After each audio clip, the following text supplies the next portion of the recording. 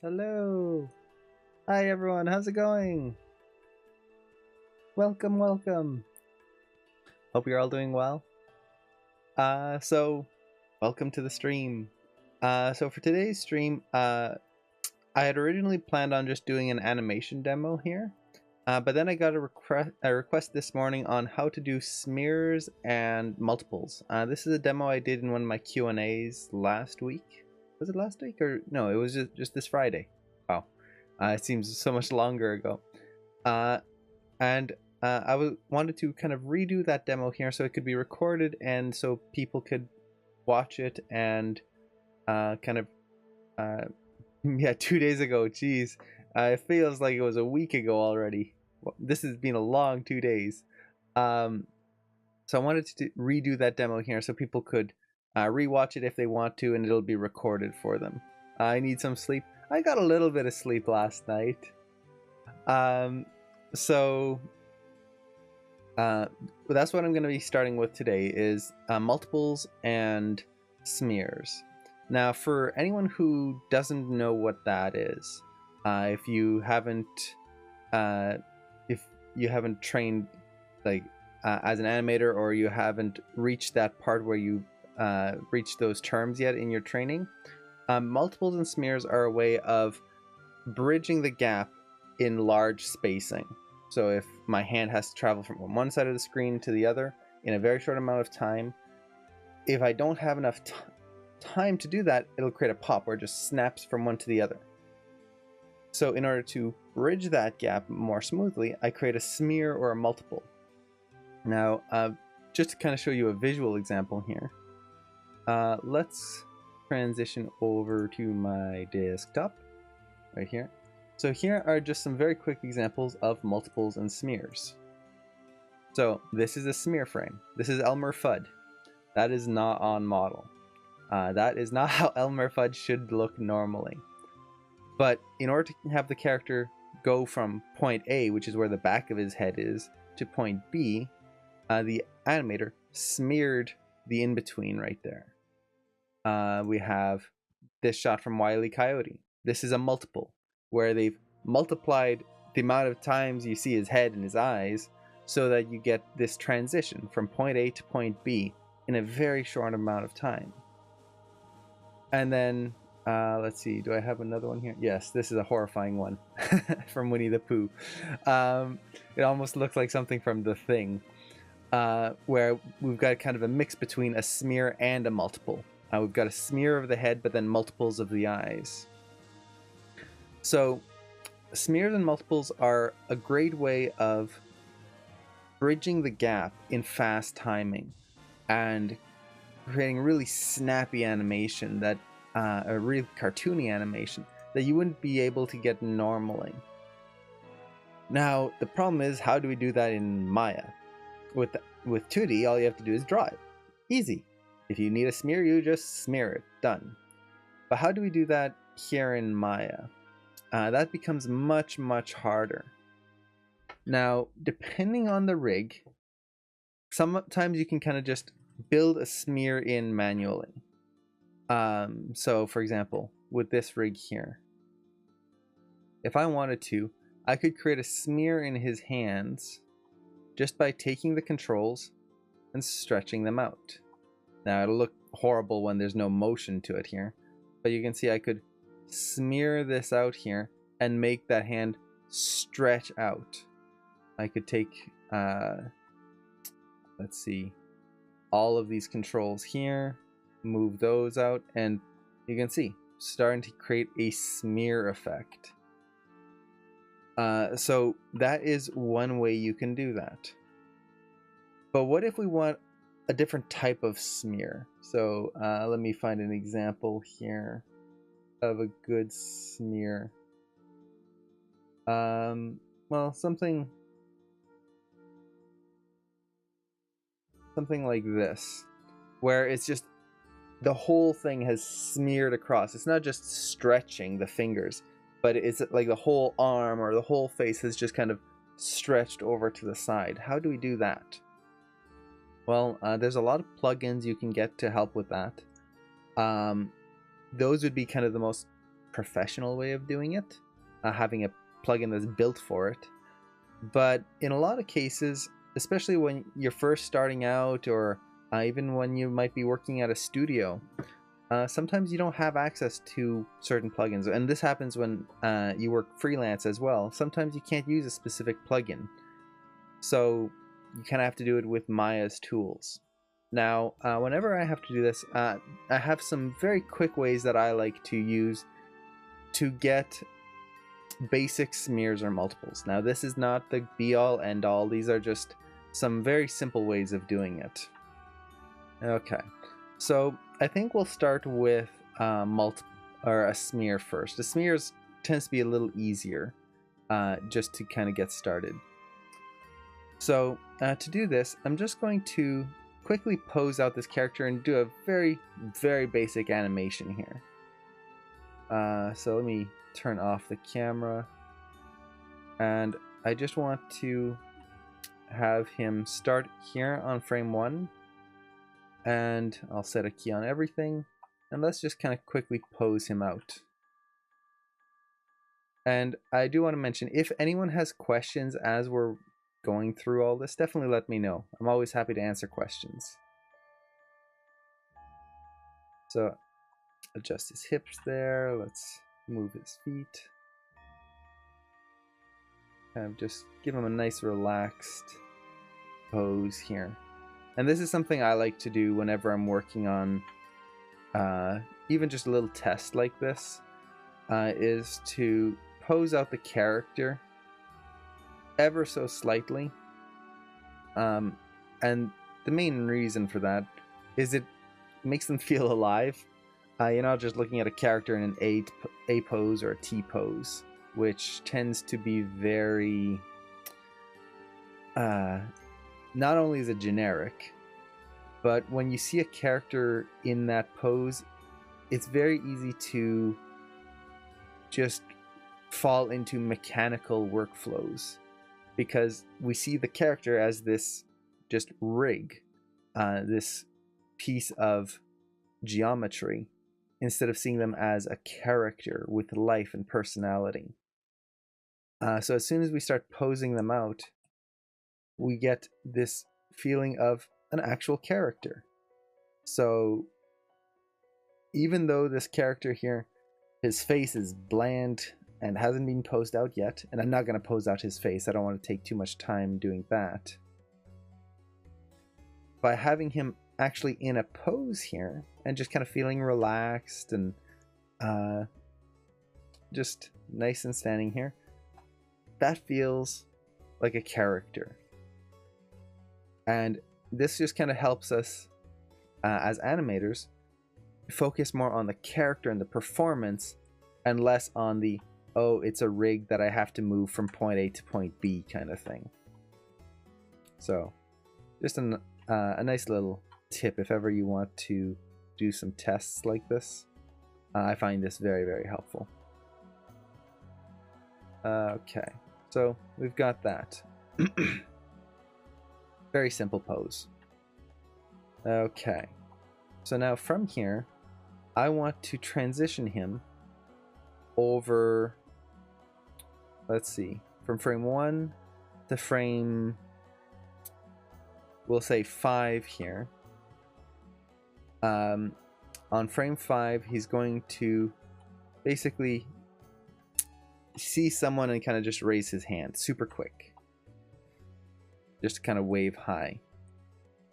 So as he does this, he's going to come forward a little bit, up,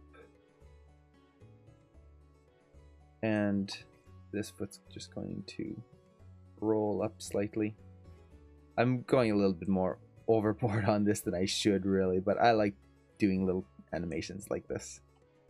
Let's see, his hip, straighten out a little bit.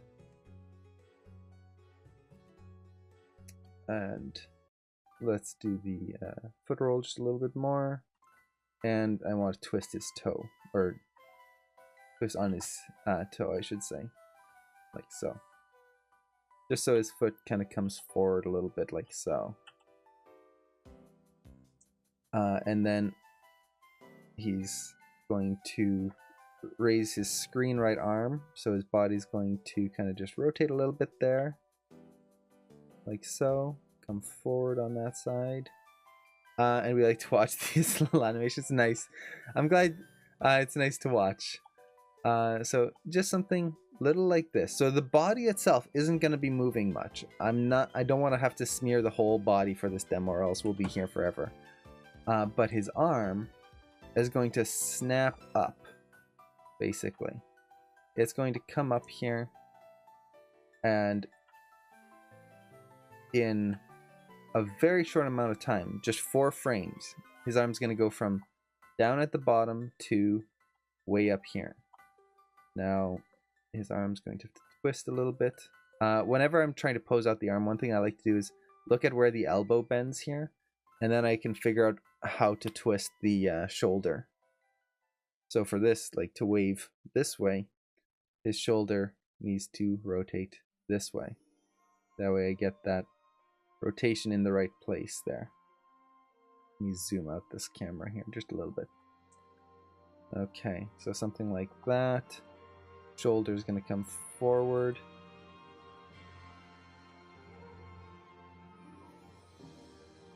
Arm's going to come forward.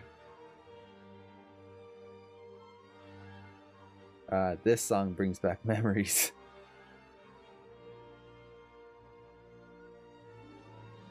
So something like that. This shoulder's going to come back and maybe down a little bit. Or maybe, yeah, I'll push it down and just kind of come up very slightly. Just his hand should close up. I'm just going to use the very... I don't usually use this control, the master cup, or sorry, master fist here. Close the hand, but I'll just do that just to get a base shape here, and then open up that hand there. Just to get a little bit of change. Having a little bit of a hand pose really helps. So we get from there to there. And let's make sure I angle the head as well. I love this song. Okay. So we're going from that to that. Not much. But that arm is traveling a huge distance. And that can be a real pain to try and animate. Especially if... Let's take all these keys here. And I'm going to make some very, very basic in-betweens here. So let's take this pose here. It.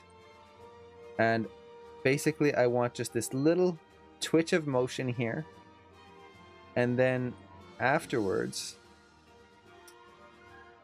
just a little ease in right here. So something like that. So we get from there to there, just a little motion, and then from there to there, a little bit of motion. So this is what we have. Now in the middle here, you can see how that arm kind of just pops. Now, I should be pushing the spacing a lot more. This is very, very basically in between here. But we can see how that arm, it's popping quite a ways here. We're going from, let me bring in Epic Pen here. Just so we can draw on the screen. I could use the grease pencil, but whenever I'm screen sharing things, the grease pencil tool seems to crash things for me, so I'm going to play it safe today. I'm going to aim for no crashes in the stream for once. Hey, Eddie, how's it going? Okay, let's pick a different color. So, if we watch the spacing here, we go from there to there to there, and then big pop, and then here to here. So, if we watch our spacing here, look at that huge pop right there. And depending on how we render this, motion blur could fill in the blanks for us and give us some nice clean motion. But that might not work sometimes. And what if we want to do something really cartoony? Something Warner Brothers-esque, kind of like Wile E. Coyote or something. Well, I don't want to use motion blur for this. I want to have a smear or multiple. So how do we do that? How do we create a blend in this motion here so that we can actually get that super quick motion in there? And I could even push this more, actually. Let's really just crank this up. So that arm, I'm going to move even higher here, and then same here. And then that shoulder needs to come up too. And yeah, come up a lot more there. So there we go. Now we've got this much bigger motion. We just go like that. So if we watch this, you can see that arm just kind of pops there. And if we were to play this at speed, it's not going to really play here, but you won't read that motion, especially in only 4 frames. So what can we do? Well, the first thing that we can do is create a multiple. Or sorry, we'll start with smears. Smears tend to be a little easier to do, especially with a more complex rig like this. Okay. So we want to add a smear on frame 3 here. Now there's a lot of different ways you can do this. For me, my favorite way of doing this is a super simple way. And that is, I'll just make a smear. And that might seem like, oh, well, duh. Of course you're going to make a smear. That's kind of the point. But I want to just make it as simple as possible. So I'm just going to go to create. And you can do this in a lot of different ways. Oftentimes what I'm going to do is I will just take a sphere. And then let's take this sphere and I'm going to just scale it up. Kind of make it tube-ish. So kind of arm-shaped. Let's move the pivot point to the tip there. So now when I rotate it, it rotates from that point right there. And I'll move it to, in this case, his shoulder. Right about there. Okay. Something like that. And I'm just going to move it into place and scale it to be about the length of his arm. Something like that. Now he's got a tube arm. And what this is going to be is my smear. And what I can do with this is I can just model it or sculpt it into the shape I need. Now, the way I do this typically is I like to work very roughly with this. I don't want to spend a ton of time working on something like this. But first of all, I know that on frame 2, I don't want this to be visible. So I'm going to key the visibility here, turn it off, turn it back on frame 3, and then turn it off on frame 4. Okay. Now we've got that popping into existence there. Okay, let's select our vertices. And I really just want to start sculpting this.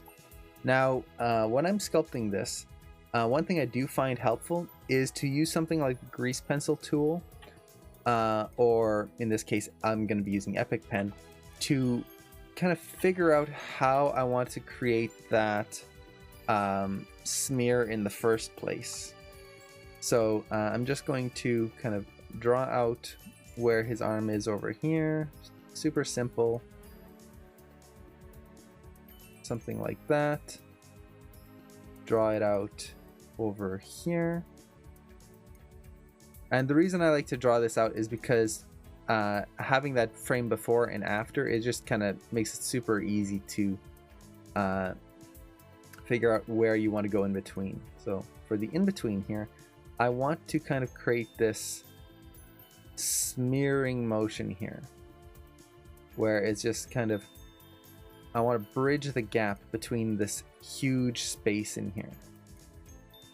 and I want to create this feeling of motion, of this arc, as he's kind of bringing his arm up super high. Now, the way you shape this, it really depends on the arc you want to create. So, for example, if he is going to move his arm and keep the elbow straight, it's going to move in a much more round arc. So, if we went to fingertips here, it would move like that, or like that. But I kind of want the elbow to bend, so I'm going to go a little bit straighter here. I still want that arc, but I'm not going to go super straight. Let's get rid of those lines there. So something a little bit like this. And then I do want a little bit of a snap right here at the end, so we'll kind of push the spacing like so. So in here, I do want to still maintain some anatomy, very barely, but so we're gonna have kind of the upper arm kind of focused right there, and then it'll be something like that, and then the hand is gonna be in this section here. So it'll be something like that. Okay, so that's kind of the shape we're going for here. Now, with that in mind, I can just come here, take my cylinder, and I'm just going to very quickly get it into a shape like this. Now, this is the typical way I like to work. I kind of like to work in a very messy way. And this tends to work better with newer versions of Maya as well. Newer versions of Maya have really good sculpting tools. I'm using Maya 2016 right now. So let's see, do I have sculpting tools? Yes, I do. If you're using Maya 2015 or lower, then this can be a little trickier. But we'll just kind of go this way first. So I'm going to select these vertices here, turn on my soft select by hitting B on the keyboard, and then just kind of start shaping this. And I do that just by rotating and positioning. So let's see. This is going to have to be rotated a lot more here. So whoop, like that. Get that into place right there. And you can see already we're basically starting to shape it. Now, if we look at this, it's kind of looking horrifying right now. We're getting all of this distortion and whatnot. I don't care. Right now, it's more about getting the basic shape. Once I get something that, let's say like this, and oh, the shape is all distorted, what I can do is under modeling here, go under, let's see, where is it in 2016 here? Mesh tools, and then sculpting tools. Now, if you're in 2015, it'll just open up a sculpting tools menu. Basically, you're looking for the smooth tool. And with the smooth tool, what I can do is just smooth those out. And let's turn on wireframe on shaded just so we can see what's happening. And you can see I'm kind of reshaping that and kind of bringing it back into a nice clean shape there. So just like that. Okay, so come back out of here and let's keep going. So select my vertices here. Let's kind of reduce our influence here on the soft select, and I can keep sculpting. So this is one way you can do this, and for quick smears this works really, really well. Now, instead of kind of continuing with this and finishing up, I kind of want to show another way you can do this, because at this point it's just more of just get it roughly into place, smooth it out. So I think everyone gets the point here. If not, just let me know and I can definitely keep going a little bit more in depth on this. But you can see I just kind of need to shape where the wrist would be, which is right about there. It's very simple sculpting in a way. So you can see it's like already it's a smear-ish. Now this area here is a little compressed, so let me just kind of bring that up here and something more like that. And again, oh, the horror, what have we created? Go in, mesh tools, sculpting, smooth, or with newer versions you have the relax tool as well. The relax tool is also very useful. Come on, Maya. Let me move my camera. Maya, what are you doing? Why won't you let me move my camera? Or select anything? What are you doing, Maya? This is odd. I can move through the... Oh, no. There you go. Now Maya's done it. So, again, whenever I'm streaming, it seems like Maya doesn't like certain tools. But, let's see. Are you going to come back for me, Maya? Please? Luckily, I saved my scene. Haha. So, let me just open up a new copy of Maya here. And I'll show you the other way that I would do this. This really depends on the type of smear you want. Some smears are easier to work this way, just super rough, and then you smooth it out or relax it and then keep working on it. And it really doesn't take all that long. To make a smear like this, it would just take a few or like a minute or something like that. Yeah, it looks like Maya's crashed on me. So let's open this up, and haha, I've still got my drawings. The nice thing about Epic Pen. So let's open up the scene here. It's on my desktop. Do multiples and smears. Haha. I'm glad I saved. Always save. Save often. Oh, Marlando 2000, thank you so much for the follow. I really appreciate that. Thank you. I'm not sure why I didn't get a notification here on the stream though, but maybe it's just delayed. But thank you so much. I really appreciate that.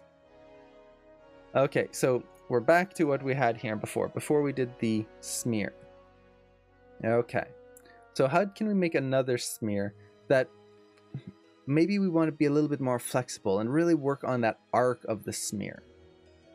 Well, to do that, let's do this a different way. I'm going to create a polygon cylinder right here.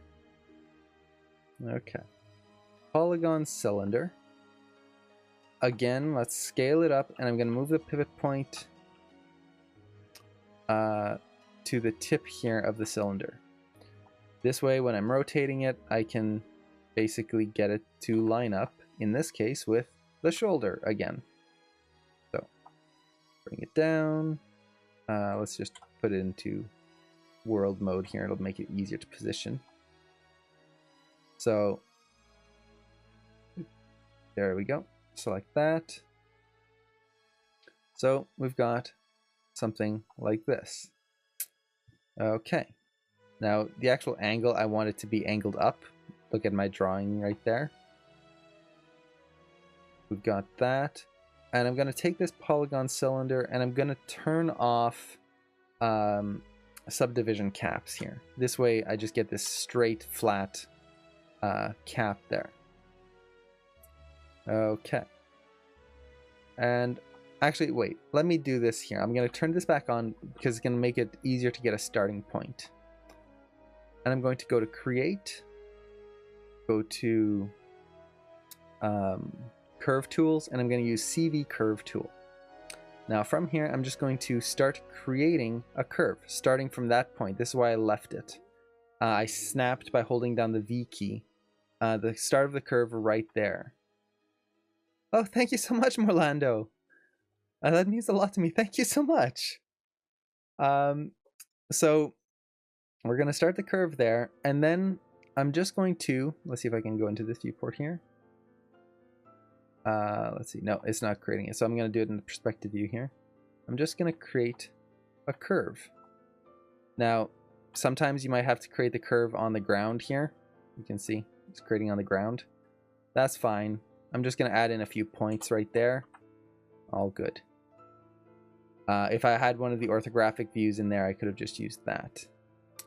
But with this, I can just kind of take these points up, and just to make this easier, I'm going to show my selection, or not my selection highlighting. That's not what I want. I want my manipulator. That way I can see where that point is in my screen there, and just kind of move it into place. Let's take the end of the curve here, move that in 3D view right there, and then kind of I have to move it back in line here with where the arm would be. So right about there. Okay, so this is a little tedious in just the sense of if you don't create the curve in an orthographic view, it's kind of a pain sometimes, but it doesn't take all that long to kind of work this out. Actually, I don't need this many points. Let's just simplify this curve down. I just deleted the points I didn't need. So we're going up here, kind of over,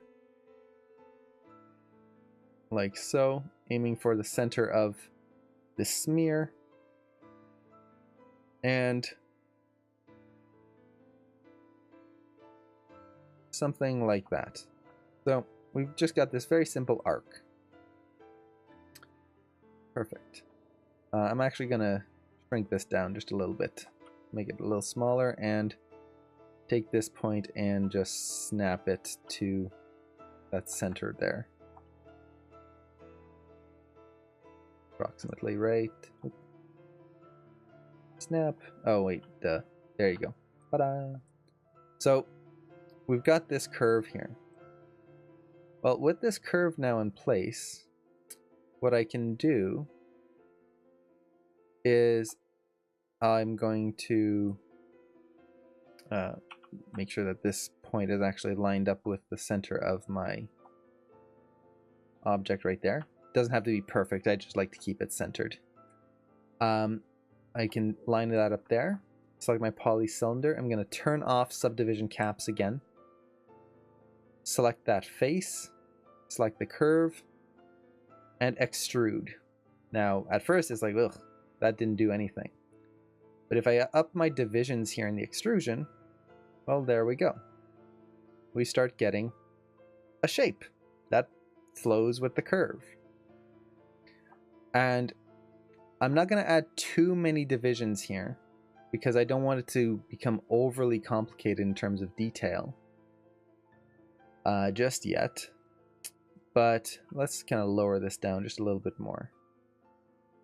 Something like that. So there we go. Now from here, what I can do is basically go back into what I was doing before.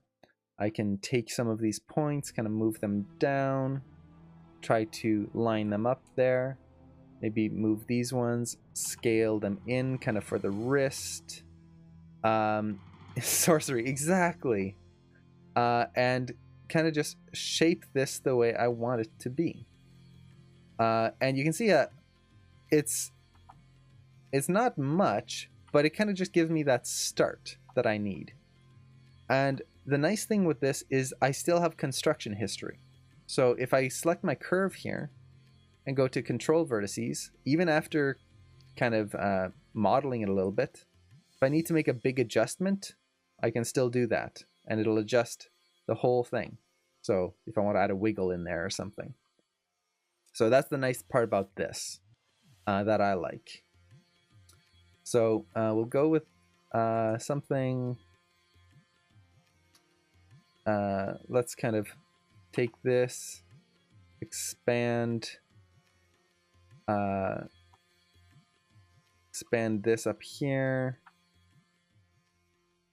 take these ones down here, and again, I don't need to be nice and clean about this. I can be very rough with it. Smears only last one frame, so they don't have to be super pretty and perfect.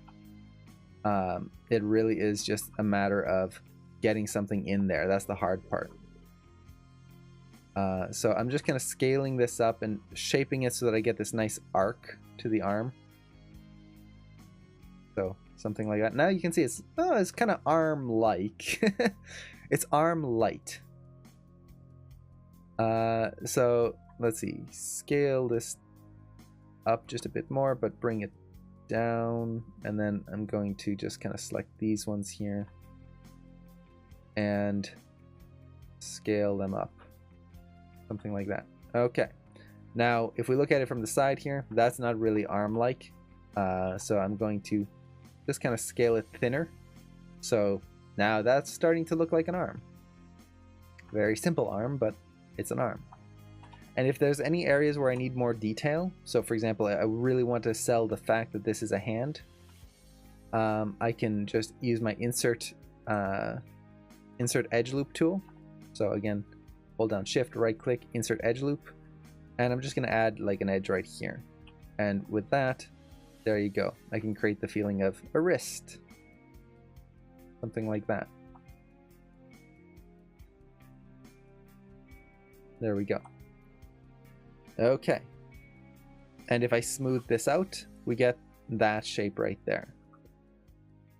Now we're starting to get something here. Oops, don't want to move this camera. Let's see. Let's see, why are you not undoing camera move? Oh wait, there you go. French on the keyboard. Aha, it always screws up my hotkeys. So let's see, I'm gonna lock this camera here just so I don't accidentally move it again. Okay, so we've got this shape here. Now again, this is a shape you could have created doing the messy way that I was doing before. You can do it this way, whichever way you really prefer. Now I'm actually going to take the vertices here and I want to stretch it just a little bit more, kind of match that shape that I was creating before. And let's take these and just kind of push them in a little bit. A little bit more like that, just to get that arc in there. So we've got something like that. Now, if we're looking animation-wise, we've got that, and then that. And we can see where the smear, oh yeah, it's going to be right there, perfect. But it doesn't really look like him, does it? Also, I need to make sure I key this. So let's key the visibility again. So on frame 2, it'll be off. Oops. Let's see, frame 2, turn that off. Frame 3, turn that on. Frame 4, turn that off. And let's hide my drawings there. So we get that. But that's not looking right. We can still see his arm, and we're seeing this smear. Let's see, are you using a hotkey to change from soft select to regular? Yeah, it's the B key. B as in bow, or B as in beta. If you select anything in Maya, like vertices or faces, you can hit the B key to turn off and on soft select. You can also go into your selection tool here and go to soft selection and turn it on and off right there. Now, if you want to change the radius of the soft selection, just hold down B and then middle mouse drag. And you'll see I can change how far it affects the soft selection. And then from there, hey, Animation Station, how's it going? So you can see from here I can really affect that soft select and get a nice clean thing. Or if I just want to do a few right there, there we go. And then if you actually go into the options here, you can affect how the fall off works for the soft selection, which is actually really useful. Yeah, just like brush size, exactly. With typical brush sizes, it's holding down M, I think. I haven't used brushes in Maya in a while now. B as in bow, classic, exactly. I had to go with it. So we've got this smear here. Now, the first thing that we have is we've got this arm in the way. Now, with smears, one thing to keep in mind is if I was using motion blur on this, so when I'm rendering and I want to create motion blur, I have to be very careful how I move this arm in order to hide it, because any way I move it could make the motion blur when it's rendered not read properly. But since I'm using a smear frame here, I don't really care about motion blur because I'm creating my own motion blur. That's the whole point of a smear frame. So there's not going to be any motion blur rendered into this. So I can basically just move this arm wherever I want on this frame, and it doesn't matter. So in order to get this smear frame working, oftentimes what I'll do, just super simply, is move it so it's hidden. And if it's broken, I don't really care. So, like that. Now, again, this really depends on your scene. If you're doing something that's going to have stereoscopic 3D or something like that, this is not going to work. This is cheating the scene. But for just a simple play blast, this is going to work perfectly. The other thing to keep in mind is if you're going to light your scene. If you're going to light your scene, this isn't going to work because you're going to see the shadow of the arm over here. So if you're going to light your scene, then you'd have to be more careful. So in that case, I would try to match the smear a little bit. So maybe kind of bring this arm in here and go down like so. And something like that. So that way, even if I add lighting, it's not going to show a second arm in the shadow down there. And again, it doesn't have to be perfect. So we've got a smear. Bring. And if I scrub through this, we can start feeling that smear. But it feels like it pops. And the main reason is the colors don't match. We are not matching the colors of the rig. That's not great. So in order to do this, oftentimes what I'll do is I'm just going to select the faces of the object here. So let's select all these faces here. And let's go to my rendering editor. So rendering editor's Hypershade. And from here, I just need to find the materials for the character. So I need the orange of his shirt. Let's see. Let's make these a little bit bigger so we can see them. So let's see. There's his shirt right there. So with these faces selected, I'll right click on this material, assign material to selection. Let's select the other faces. So reverse the selection there, and then find his skin material. I think it's this one here. So right click, assign material to selection. There we go. Aha! Now we have an arm. And it's horrifying in a kind of blobby way right there. And with this, I can always add more detail if I want. At this point, it really kind of becomes into modeling. So for example, if I want to really define that wrist here, I could add another edge loop right there and kind of go like that. I had this nightmare last week. So we have that. And now, if we play through, there we go. Now, keep in mind, this is over one frame. So if I was to play this at speed, it's going to create this smear. And there we go. And let's see. Let's do this 12 frames here. And I'm just going to do a very quick play blast. And ooh, I don't need that size. 720 by 405. Oops, 405. And let's save it to the desktop. Play blast. So this is the super quick thing. You can see right there. Now it is kind of popping a little bit right there. It doesn't feel quite smooth, and the main reason is my anticipations here are too small. I would still need to push these anticipations here. So in this case, it's still too fast. So I could build extra smears. So I have smears over multiple frames. But oftentimes for something like this, let's not break his elbow here. what I would do is just start working with my spacing. So for example, with this, if his arm is going to start smearing up like that, let's push that elbow here so it leads the eye. Because before, what was happening is, in the smear, the elbow is like this. But in the frame before, the arm was like this. That creates a pop. It's switching positions.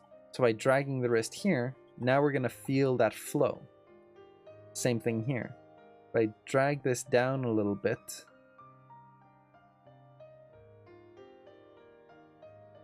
more like that, and then come up, now we're getting that flow. Ta-da! So there we go. And it's a little thing, but it makes a huge difference. And then instead of easing where I had before, what I can do is just take frame 5 in this case and just move it to frame 6, 1 frame extra. And that creates my nice saddle right in there. I'm getting a little bit of a gimbal issue right there, but there we go. So whoop. Nice and quick. So that is a smear frame. Now I'm actually going to fix this gimbal issue because it's annoying me. And the way I'm going to do this is I'm going to go to my animation editor graph editor. Select my animation curves in here. And just do an Euler filter. And hope that helps. Doesn't look like it actually did anything, so I might just need to clean my curve here. And actually, since this is, I just have 1 frame, I can just key this exactly where I want it to be. This is the kind of area where I could work on tools and curves and all sorts of things like that, or I can just take a little time on this 1 frame and put it where I want it to be.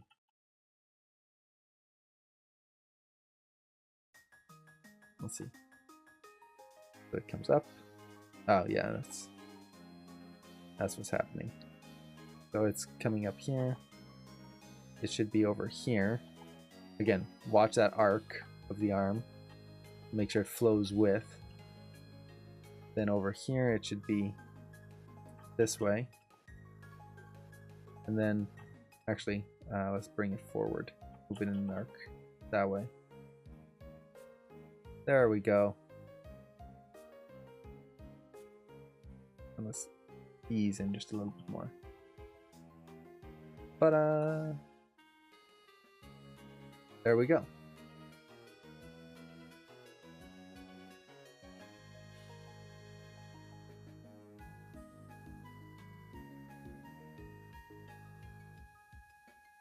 So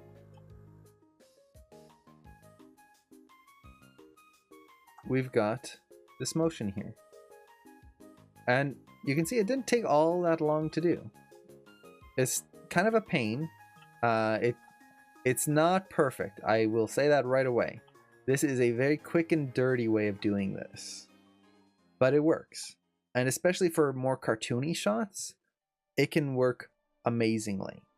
And I would much rather do something like this than spend a day trying to model a perfect smear frame or that perfect like sculpted geo and then perfectly smeared, or find a plugin when I can just do this for 1 frame. Again, it's 1 frame. So it really is, how much time do you want to spend on something like this? Okay, so we've got this. Now this is a smear frame. Let me take this and I'm just going to group it and then hide it. So that was the smear frame. But what if we don't want to make a smear frame? What if we want to make multiples? Multiples are a little trickier because multiples aren't just this one piece of geometry that fills up a gap. It is a whole succession of geometry. And that can be much, much trickier to get right. So how do we do that? Well, this really depends on your rig. A lot of times your rig will kind of determine what you're able to do with something like this. But in most cases, this is going to work. That's a smart way to do it. Oh, nice. Yeah, it's a very rough way of doing it. I do admit that. It's not going to win any beauty contests. But it does work. And it's somewhat effective, which is all you can ask for, I guess, in something like that. Okay. So what if this frame we wanted to have multiples? Maybe we want to have 3 arms on here so that it fills in the gap right here. Now, again, when you're doing this, one thing I like to do is draw out where I want those multiples to be. That way I can get the spacing where I need it to. So let's just get rid of all this. And again, draw out the spacing for this arm. Now you can again do this with the grease pencil tool in Maya or whatever screen drawing tool you prefer. So we've got that, we've got that, and I'm actually going to, just for my own sake, drag this hand a little bit, add a little bit of drag there. Okay, so we've got that, and then it comes up in here. Don't need to be perfect, my wobbly drawings. And then we've got that. Okay. So if we watch our spacing, we've got from there to there, there to there. And now we need some spacing in the middle here. Now, if we just make a spacing chart, oops, undos don't work with this. Okay, so if we make a spacing chart here, right now we have frame 1 right there, frame 5, and then 2, 4, and 3 doesn't exist right now.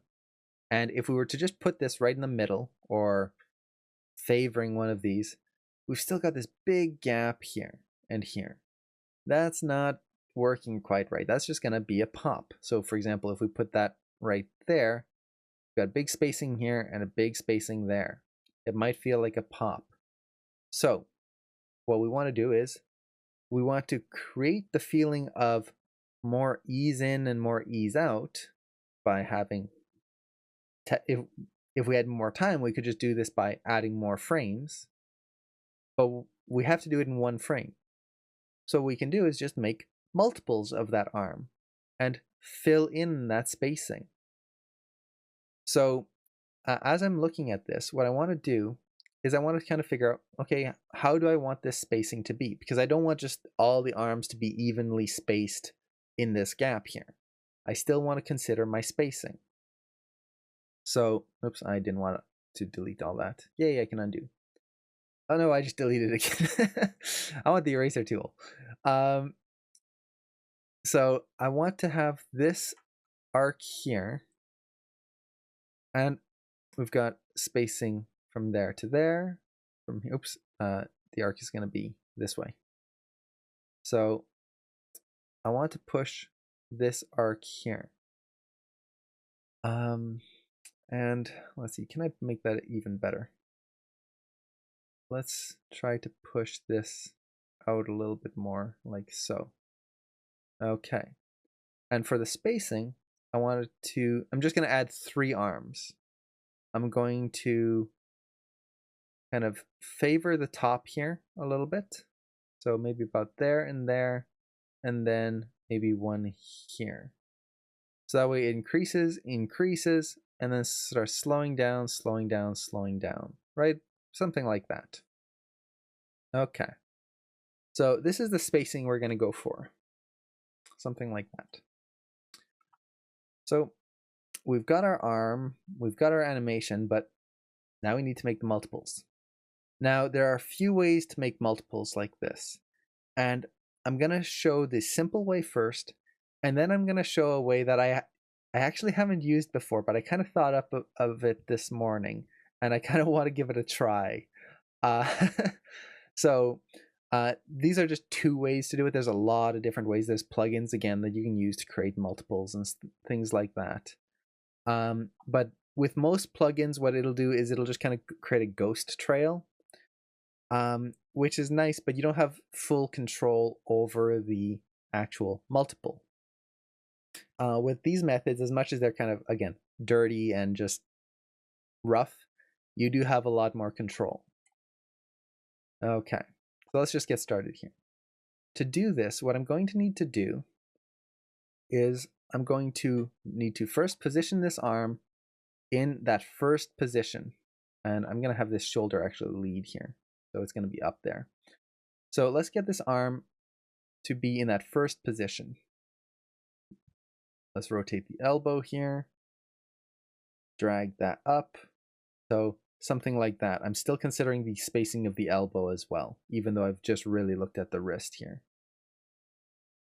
Let's drag that hand like so. So that's going to be our first position. Now, to keep this, what I'm going to do is I'm just going to make the rig selectable. This depends on every rig you use. Every rig's going to be different on how you make up the character selectable. Sometimes you're going to have to go into the outliner to actually select the geometry itself. But I'm just going to make the character selectable, so now I can select them here. Make sure to save.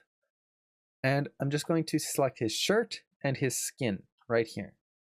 And hit Control D to duplicate. Now, the thing with this is as soon as you duplicate the geometry, it's not attached to the rig anymore. So if I now animate through here, you'll see that it stays behind, and it's kind of creepy because I only selected the skin and the shirt.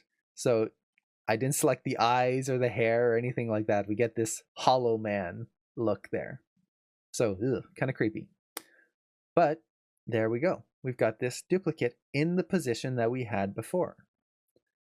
Now, one thing to keep in mind is when you first duplicate something like this, it's going to be within the hierarchy of the rig right there. And that might be fine.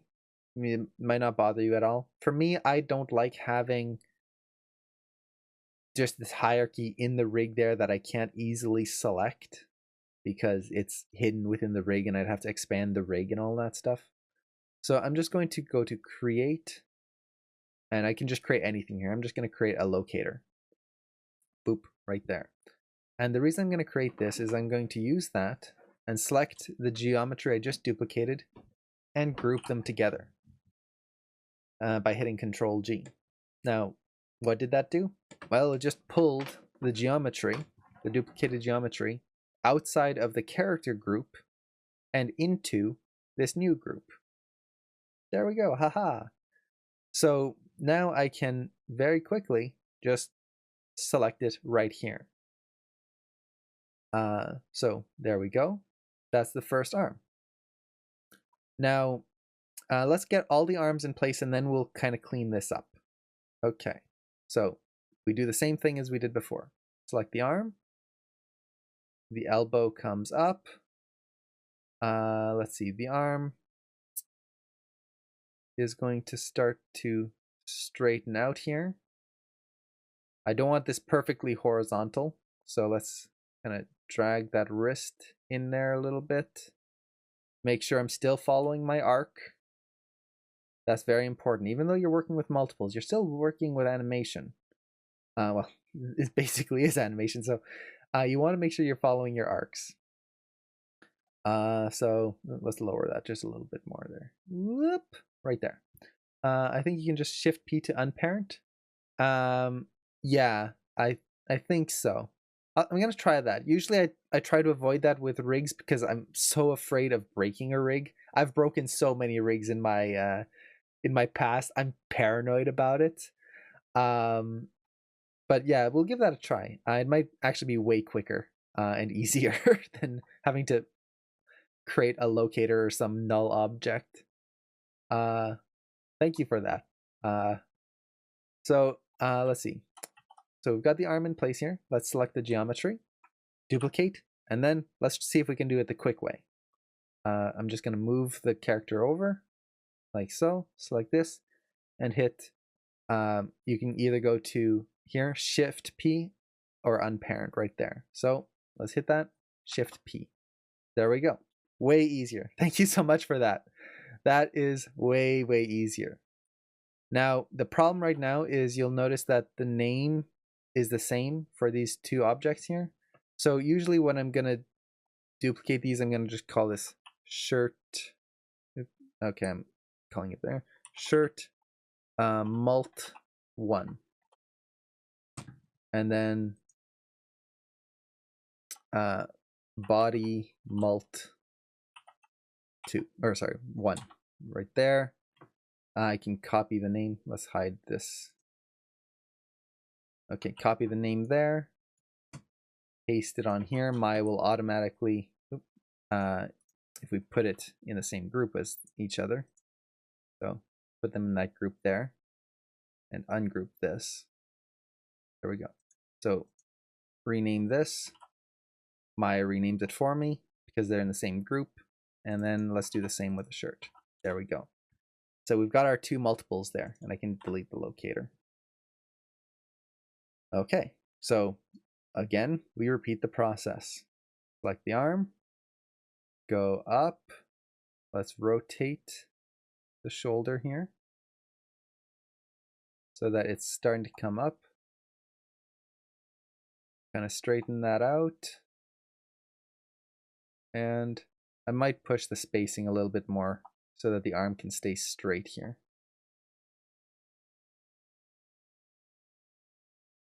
And let's straighten that arm out there. And then, where is this going? Okay. So, right about, I'm not going to worry about getting this perfect here, but something like that. So, we'll go with there, do the same thing. Body shirt, Control D, Shift P. Aha, so much faster. Thank you so much for that. That's so much nicer. Copy the names again. The shirt goes over here, paste. Body goes over there, paste. There we go. Now, technically, we didn't need to create this third multiple because, well, the arm's already in place. So I'll keep it simple here. But there we go.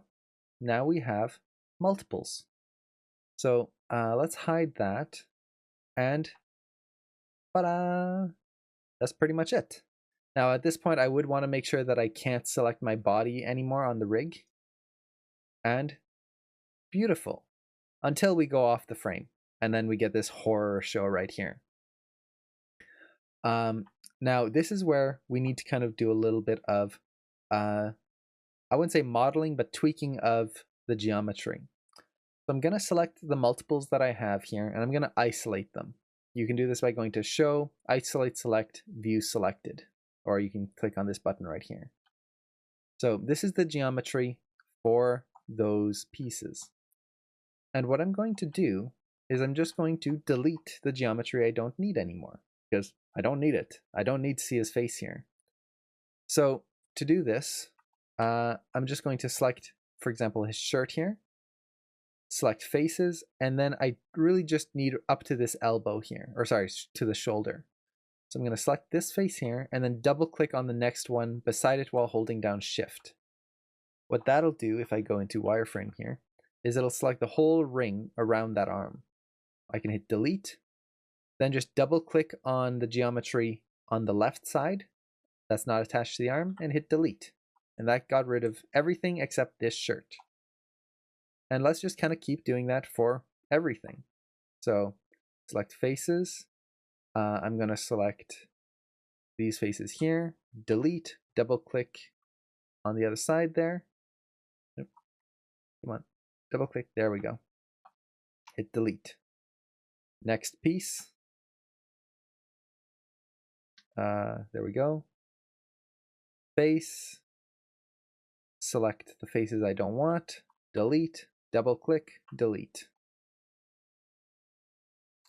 Now we've got this last piece here. So, oops, make sure I select the faces of the correct one. Double click, click on one, hold down Shift, double click to select the edge loop. and then double click over here to get rid of the rest. And there we go. Now it looks like I've got some buttons left here. So I'm just going to select faces there, there, faces there, and there. Ta-da! Gone. So we've got that. Now with this, I can just turn off isolate select. And when we go to that frame, well, they match up. And if we go back to my outliner here, I've got them in a group. Let's call this multiples. I can just select this group and I'm going to key its visibility. So on frame 3, it's going to be on. Frame 2, it's going to be off. Frame 4, it's going to be off. Now, when we play through, whoop, there we go, multiples. All done. So that is the very quick and I would say dirty way of doing it. And the reason I would say it's kind of the dirty way of doing it is, what if I wanted to make a tweak to something? What if I wanted to bend this elbow a little bit more to adjust the spacing? Well, I can't really do that because they're just geometry now. They're not rigged. So I could move the pivot point up here and I can still make some adjustments. So for example, I could take this and rotate a little bit to adjust my spacing. But, oh, I forgot to pose out the hand. I can't anymore. I can't pose that out. I can't adjust the elbow unless I just selected all the vertices on this thing. So let's select it on both of these. Oops, don't want to retime things. So select all of that and then just do this very rough rotation like so. Ugh, not good. I've lost a lot of control over this. So unless I want to rebuild those multiples, can you make a smear with one of those? Yes, you can. So if you wanted to create a smear from a base, like this hand here, you can definitely do that. So for example, I could take the geometry of this hand here and then just like smear it like this. But because it's such complex geometry, you've got a lot of detail in here. It kind of makes it a kind of a pain to do. But if you want to make a simple smear, like just a small smear, this is a great way to do it. And what I would recommend is, if you want to do that, just get rid of some of the extra detail. So I could just select edges. I'll select, let's turn off soft select here. Select like all the details running down the fingers here. Delete edge. That kind of simplifies it, makes it the hand a little cleaner. Delete, just kind of go through and get rid of some of the extra detail. It'll make creating the smear a lot easier than having to deal with all that tiny little detail. Okay. So we've got that. But we're running into an issue where we can't animate these hands anymore because, well, they are they're not rigged anymore. They're just geometry. We also run into an issue of, what if our rig has multiple states? So what I mean by this is, with this rig, I can take him and increase his body resolution. Well, that'll only increase the resolution for these hands, not those ones. What if I want to switch his body texture type from animation to render? So with this, it'll give him much more detailed textures. Well, those hands won't match anymore. Now, right now, do I even have textures connected here? No. But you can see, like, it's totally changed. Even without the textures in place, those arms are not going to match anymore. Not good. So unless we just leave the character in their default shape, we've kind of shot ourselves in the foot a little bit there. Now, in most cases, that's not going to make a difference. This is going to be more than enough. But what if we wanted to create a situation where we could have both? where we could have the arm going in multiples while also having everything else come along with. So let's try to do this. Now, again, this is something I kind of just thought up of this morning. So we'll see if it works. And it's going to take a little bit of setup here. But I'm going to select these arms here and let's just hide them. And let's save our scene. Okay. So we've got the character coming up here. There we go. And let's see, how am I going to do this? What I'm going to do is I'm going to go to File, Reference Editor, and I'm going to duplicate this reference. So this is, whenever you're working with a rig, it's always good to have the rig referenced into your scene. I usually don't want to import a rig. That just leads to some issues with scene size and having to update rigs and things like that. By having them referenced, it makes it easy to add characters, remove characters, transfer animation, things like that.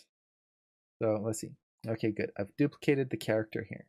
Now I'm just going to add one multiple here because it's going to take a little bit to do this. So we've got the character here. It's going to slow down. And keep in mind, the more multiples you have, the more it'll slow things down because you're adding another character to your scene. Okay, so I'll let Maya think here. It's just importing everything. And hopefully it doesn't crash. I did save, so haha. Let's see, I think it's just thinking right now. I'm actually going to check this. Okay, it was crashed. Please, Maya, don't crash on me. Just in case, I'm going to open up another one here. So this is, again, the fun of screen sharing and then working with Maya.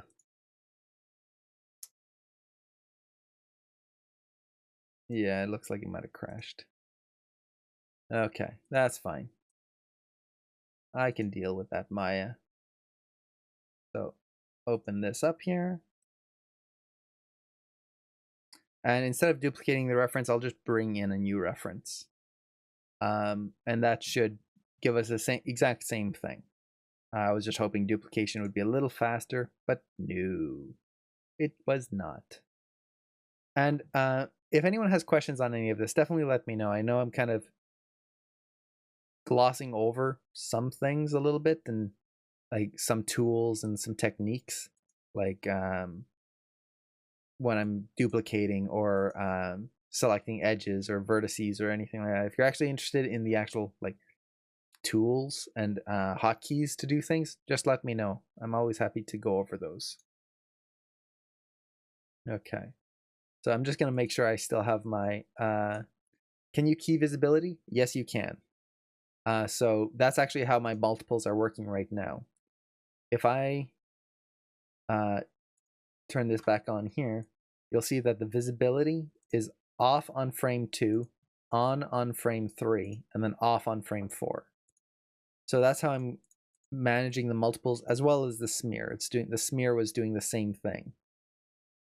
So that's the way you can have all of this extra geometry and not have to worry about it. And in terms of the multiples, I group them together and then I actually animated the groups visibility. This way I don't have to worry about doing it on all the individual objects. Okay, so let's go back to our reference editor. And this time I'm just going to create a new reference. And let's find the rig here on my system.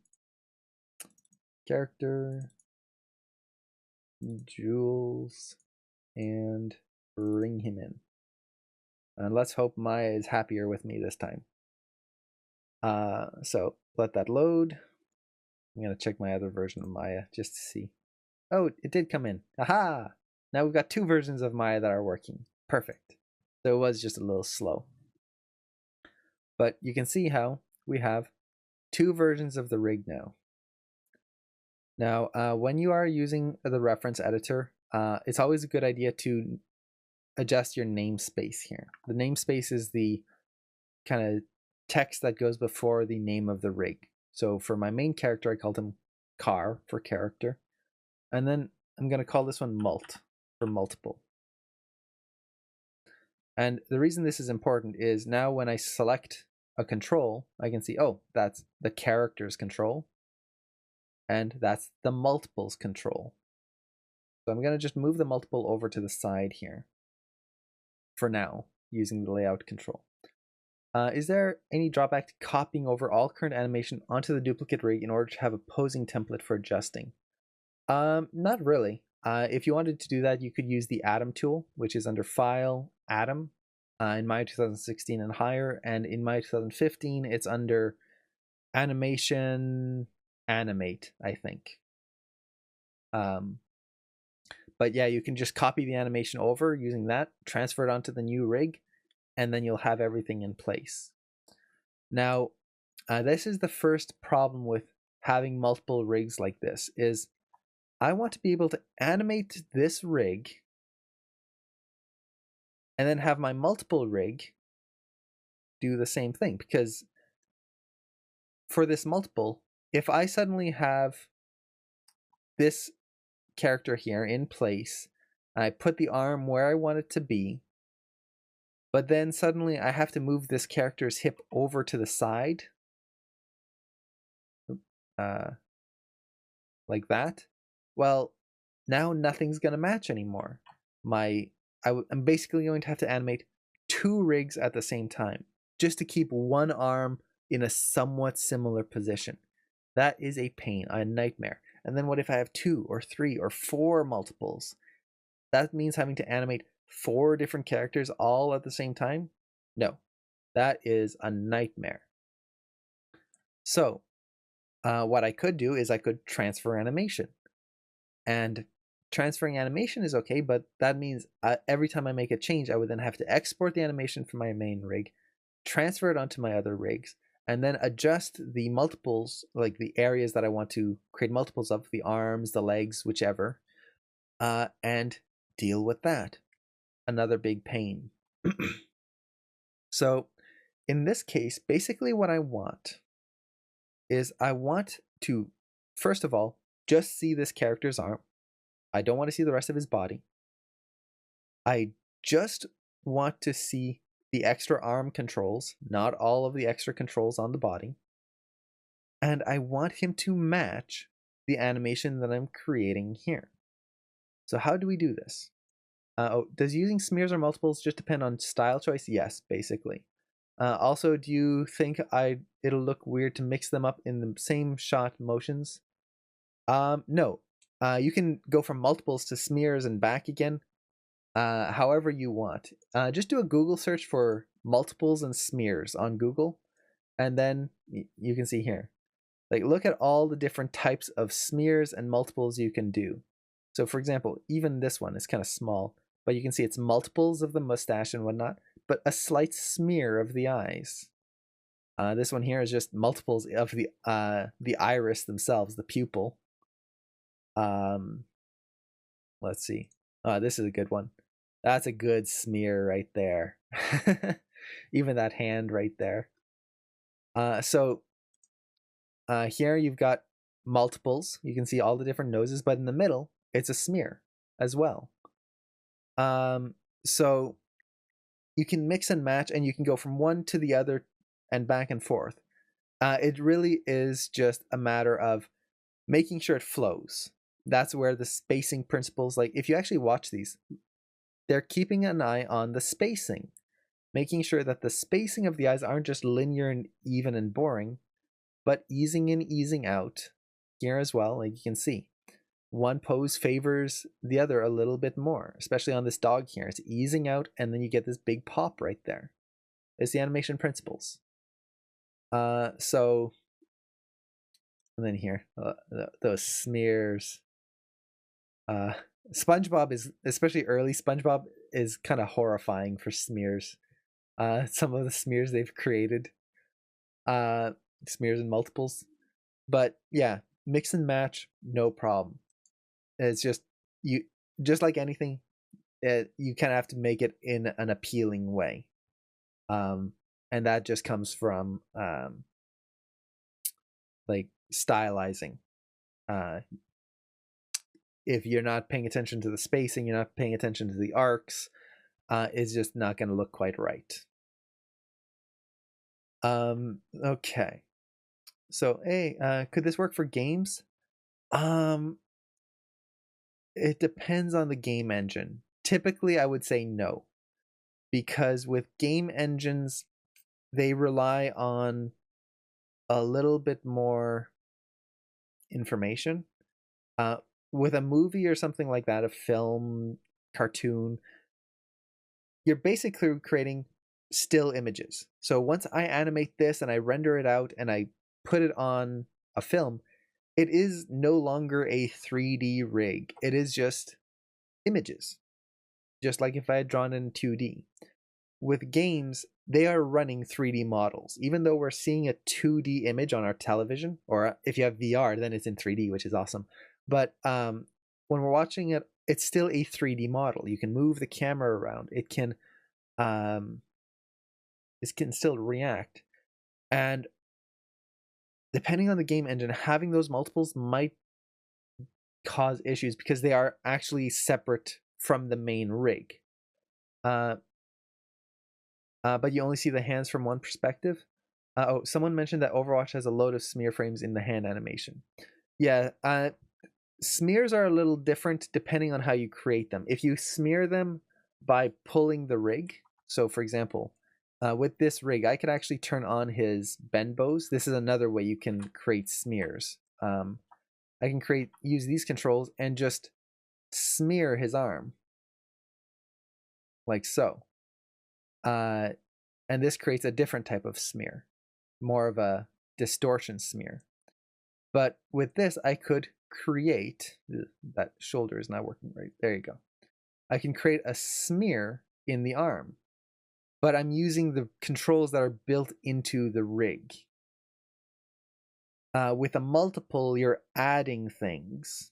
So it becomes a little trickier. Now, I'm not saying, oh no, it's impossible. I just personally haven't tried it, and I think it would just be a little tricky to implement. Not impossible, though. Let's see. Games like Overwatch or League of Legends start to play with smears in a way. It's really rare and subtle, though. Yeah. And a lot of it depends on if the rig is built for those smears. So I would say give it a try. If you want to do it, I think a lot of it would just be basically creating it so that the multiples are kind of just baked in to that rig. Also, Jak and Daxter had lots of exaggeration. Oh, that was a great game. I love that game. As does Ratchet and Clank. Mario Odyssey also does some really wacky stuff. Yeah. So definitely it's worth looking into because smears and multiples, they add so much to an animation. It's really, really cool to work with those. So let's see, where was I on this actually? Oh yeah.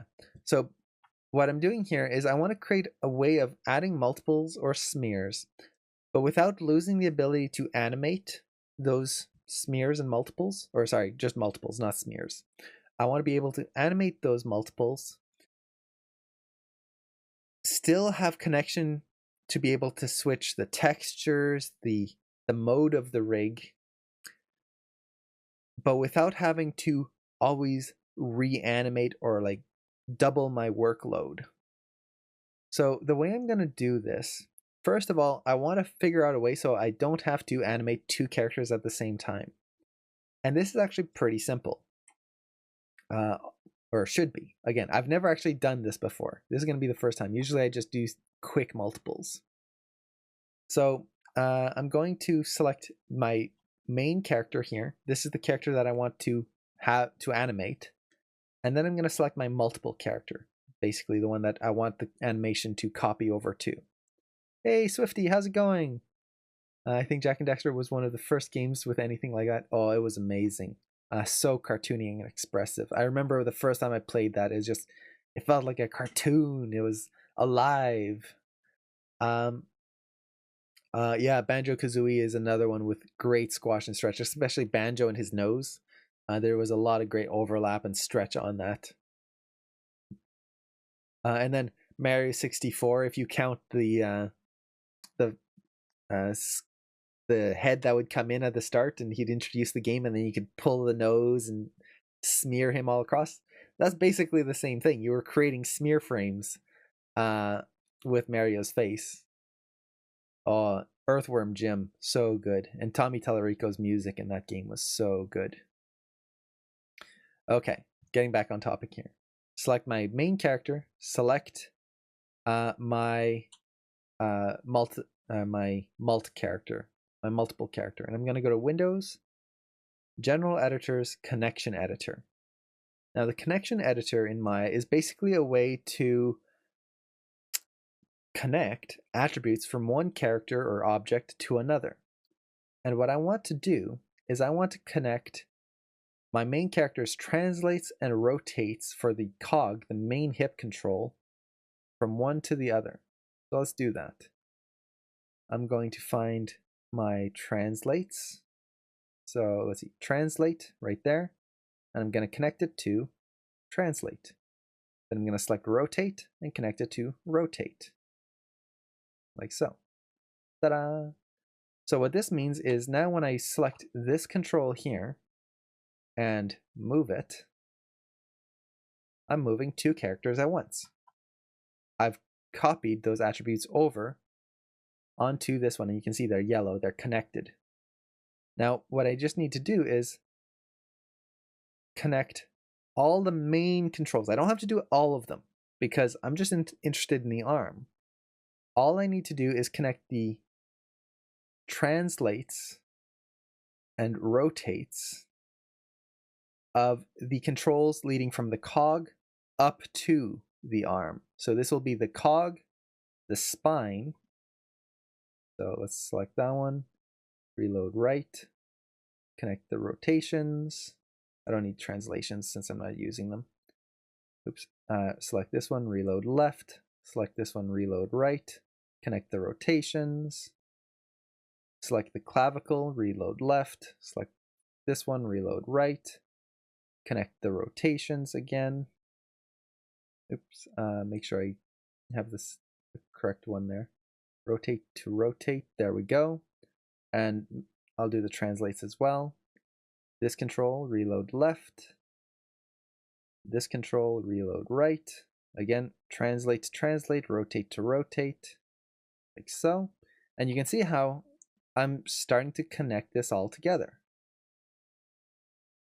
Okay, so again, rotate to rotate. Sometimes I do the translate, sometimes I don't. It really doesn't matter. And actually, let me undo that. I'm going too far. I don't want to do the arm here because I want to be able to animate this arm. I don't want it to copy over. I was getting carried away here. So let's undo that and just go into the curve of the body. I don't even want this clavicle here to be controlled. So let's see. Keep undoing. Undo. There we go. So there we go. So that's really all I needed was the cog and the three spine controls. Now, if I need to adjust the animation on here, you'll see that it's adjusting on both. Haha! Nice and simple. Okay. So with that, on this multiple here, what I can now do is I can hide all the things I don't need. Do you think this will slow down performance a lot? It will slow down performance. Definitely, it will. And this is the drawback to something like this, because in order to have all the controls available to be able to pose the fingers and everything, I essentially have a second rig in this scene, a second character. So the more characters you have in the scene, the more it'll slow down. So it will slow things down. And this is why, personally, I prefer the quick way of just duplicating the geometry. But if you do need that extra flexibility, this is going to be very helpful. And I'll show exactly why in just a second. Why this is going to be even more helpful in a way than the multiples, even though it slows things down. Or it should, hopefully. We'll see. But right now, what I need to do is I need to turn off anything I don't need. Because, again, we just want this arm here. So, in this case, what I'm going to do is I'm going to turn on body selectable. And let's just hide some things. I'll take his shoes, hide them. Take his pants, hide them. No, I can't hide the shoes. Okay. Take his hair, hide that. I'm just hiding any geometry that is not necessary and is going to be very creepy for a little bit here. There. So we have that. Now, for the rest of it, like the shirt and everything, I don't really want to hide those because I need to see them. I want to be able to see these objects. Let's see. Can I turn off his shoes? Shoe visibility right there. Turn that off. Aha. Okay. So I want to be able to see the arm, but not the rest of the body. So how do I do that? Well, what I can do is just, I'm going to go to Window, Rendering Editors, Hypershade. And I'm going to create a new material. And it's just going to be a standard Lambert material. Make this a little bit bigger so we can see. Standard Lambert. And I'm going to just raise the transparency up all the way. Now with his body selected, or let's start with the shirt here. I'm going to select the faces and basically select everything up to the arm. And then just deselect the areas that I want to keep. Oops, undo.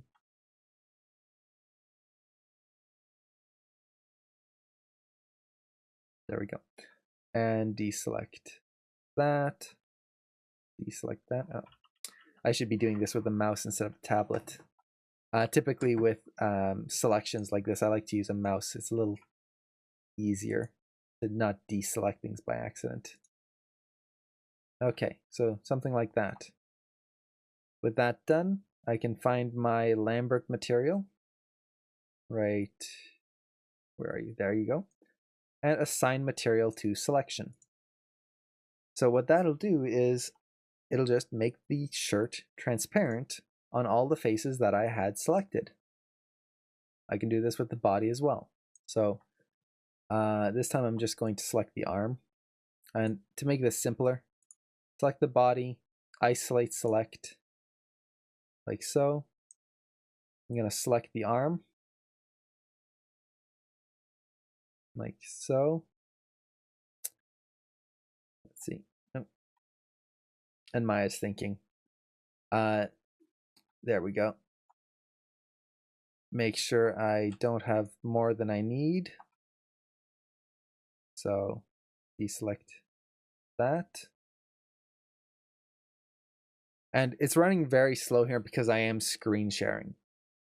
Screen sharing and streaming takes a lot out of my computer. So it's just causing everything to really bog down here. Typically wouldn't be this slow. But with the arm selected, I can just reverse the selection here. Ta-da! By holding down Shift. So we've got that. And let it think, let it think. It's gonna just kind of sit here for a little bit. Dooby-dooby-doo. The fun of Maya thinking. Okay, so it's really thinking hard this time. So basically what I'm doing is I'm adding this transparent material to it so that we'll only see the arm. And if it'll just come back here. Once that's set up there, come on. What I'll be able to do is just put the character back, and I'll have this arm that I can pose out and just see the arm. But there we go. Aha. Oh no, did I accidentally deselect? No, I'm gonna have to redo the selection here. Maya, why? Okay. So, let's see. Is there any way I could speed this up here? I don't think so. Let's see if I can just undo and get that selection back. Okay, let it think again.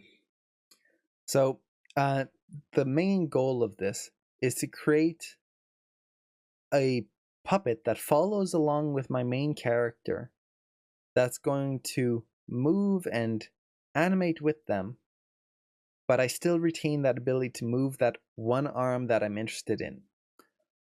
Now, the thing that makes this powerful and the thing that would make this really helpful is, unlike the other multiple method where once I put the arm there and duplicate it, it's stuck there. And in order to make any change, I would have to reposition the arm, reduplicate it, redo all of that extra stuff.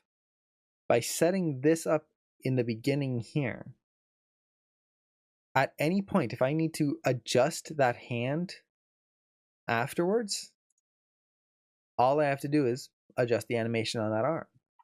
Not only that, okay, we've got the arm here. So not only that, but if I need to make multiples later on in the shot with that same arm, I've got it right there. It's still animatable.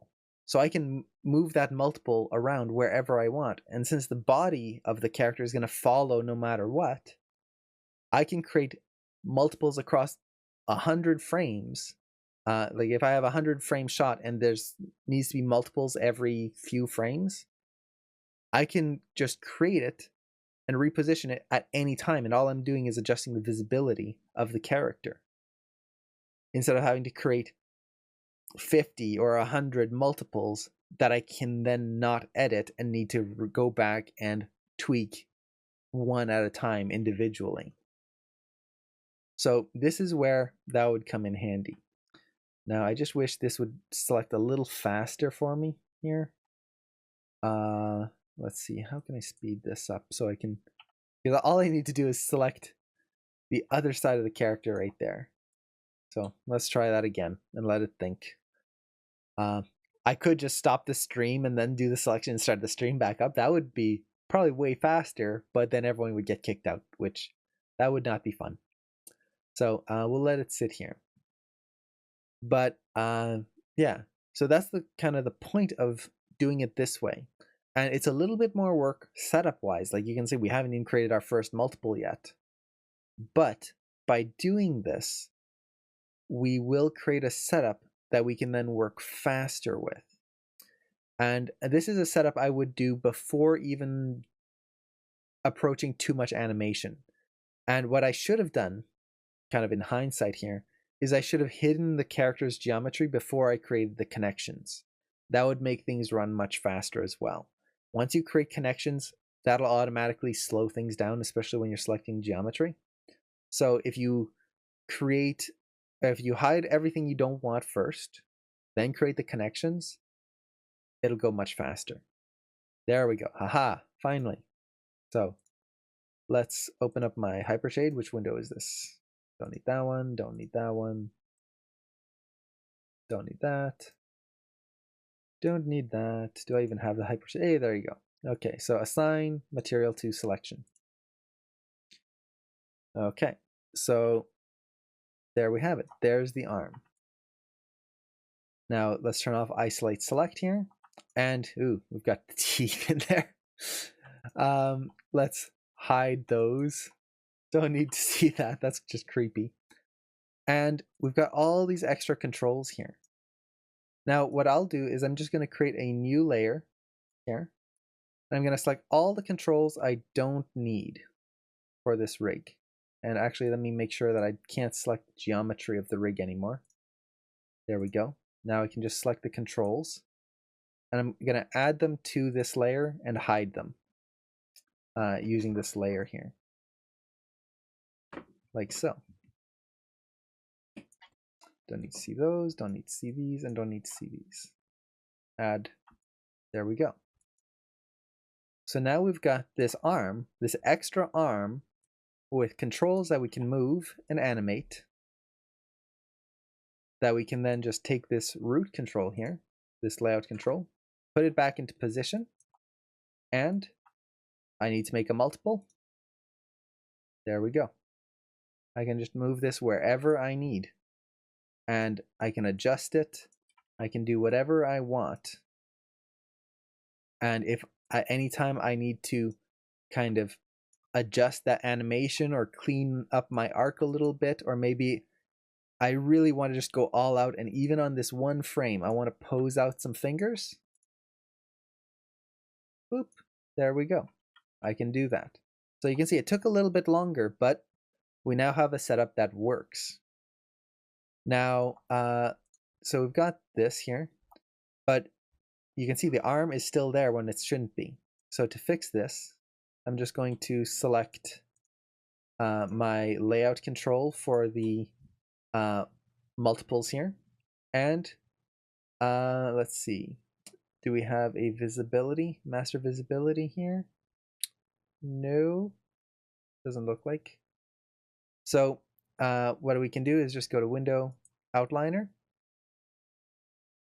And let's see, the best way to do this would be to select this group up here, the main group of the character, and I can just animate the visibility here. So select that, and Maya is being slow for me, and I would be able to key that attribute right there. Now, I'm not going to do that because it's taking forever, but it would just be a matter of keying that attribute, and everything else will go along. And if I need to make adjustments on my main character, all the animation will transfer over because I created those connections, and I can very easily just turn this visibility right here on and off when I need to in order to bring the character back and add those multiples wherever I want. So I was hoping to actually show properly how this would work, but since Maya is running so slow right now, I don't want to risk it crashing. But you can see how that would give you a little bit more control. But you can also see it's so much slower. Like, we have slowed down things quite a bit. Now, another thing I wanted to show, and I might show this if Maya comes back here, is since we still have this rig all in here, if I needed to change the resolution of the rig or switch to the textured version of the rig, I could still do that. Everything is still connected in there. So now if I suddenly, I've animated my scene, there we go. I've animated my scene here, and oops, I need to go into my high res mode. Okay, body resolution high, and you'll see it comes back because it's actually different geometry. But let's go back to low here, and animation or body texture render. Well, there we go.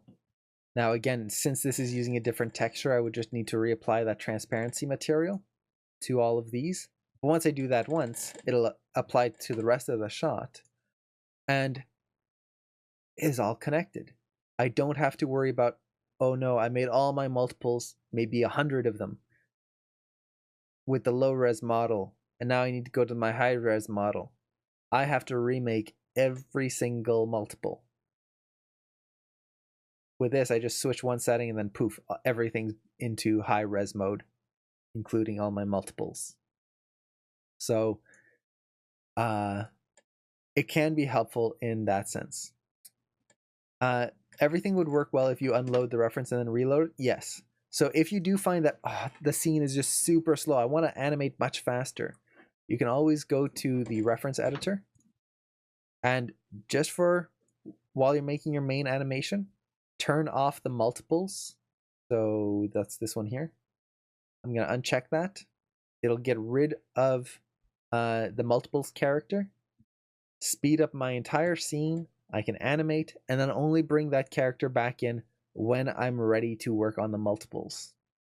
Because maybe one can animate that, and then if you need to work on another section of the shot, just unload it. Yeah, exactly. So now it's out of the scene, and Maya is going to go much faster, basically right back to what it was before I even had the character in there. So it'll be much, much faster.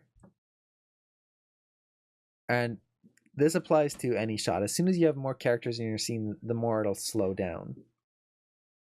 Now, like I said, both of these methods are pretty rough. The first one, where we just created multiples and duplicated, is rough in the sense that while very quick and easy to do, we don't have control over things.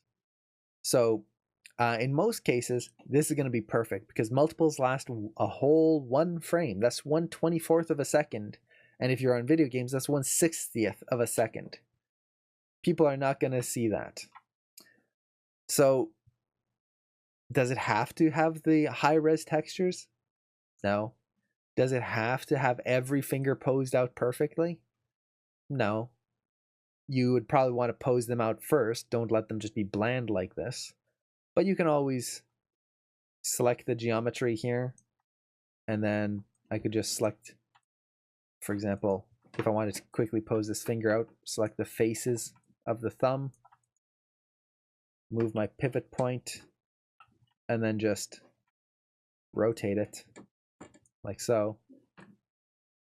And it's rough and ugly, but it works. And it sure beats having to wait for an hour for Maya to load. And then, oh, what if I need to go into the high-res texture mode? Another thing we can do is go to the body texture render here. And all I need to do is go into my rendering editors, Hypershade, and find my high-res textures. Okay, so which ones are my high-res textures here? Let's look at names here. This should be easier to see exactly what's what. Okay. So we've got, okay, the shirt render right there. So I can take both of these right there, take my shirt render, right click, assign material to selection. There you go. That's the high-res shirt texture right there. Same with the skin. Select both of these, find my high-res shirt or my skin texture. So let's see, eyes render, body render right there. Right click, assign material to selection. There you go. The texture is going to be onto the low res geometry. And if you're worried, oh, it's low res geometry, it's not going to look good. It's 1 frame. No one's going to notice if it's a little lower res than the rest here. So it's that kind of give and take. What do you need in your scene? Do you need the ability to animate the multiples and then adjust them afterwards? If so, creating a setup with multiple rigs so that you can create that those multiples and always have that ability to control each of them individually could be useful. In most cases, doing it quick and simple like this, more than enough. Can you not set rotate and translate both in the connection editor? I can't seem to set both on 2 characters. You should be able to. If you open up the connection editor here, let's just select these 2 objects here. Window, General Editors, Connection Editor.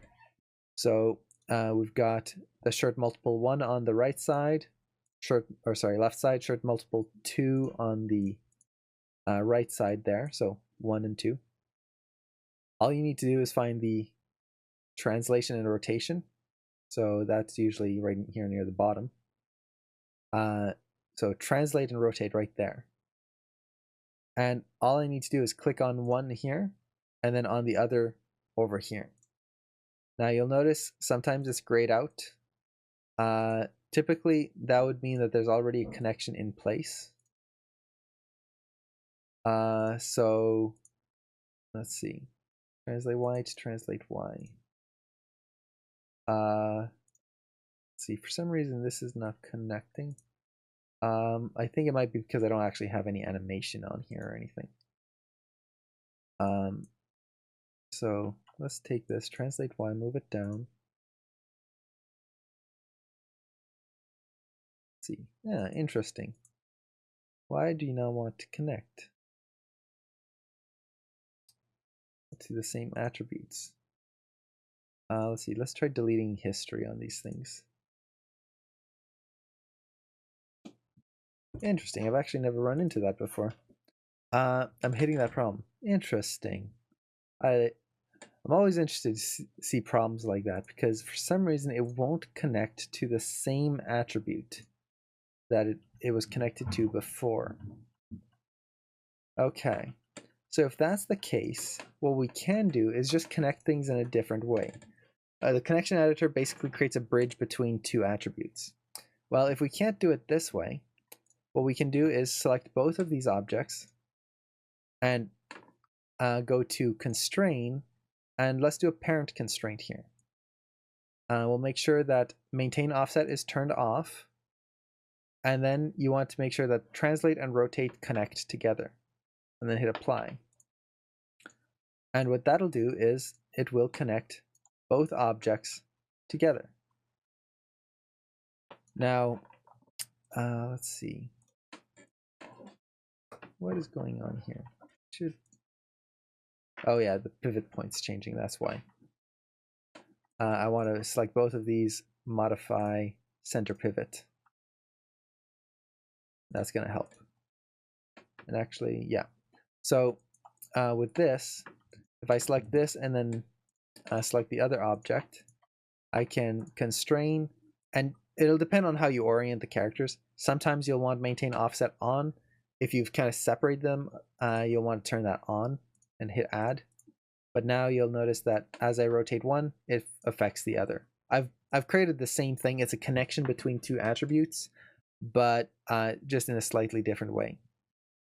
How to disconnect? If ever you need to disconnect something, and this goes for constraints as well, select the attributes, right-click, break connection, like so. So let's say I connect my translate Z to my translate Y here. You can see it's yellow. Select that, break connections, it gets rid of that connection. Goes back to normal. So yeah. So that's basically how you would set something like that up. Cool. So I think that's all I have for multiples and smears for this this demo here. And again, me personally, I like the quick method.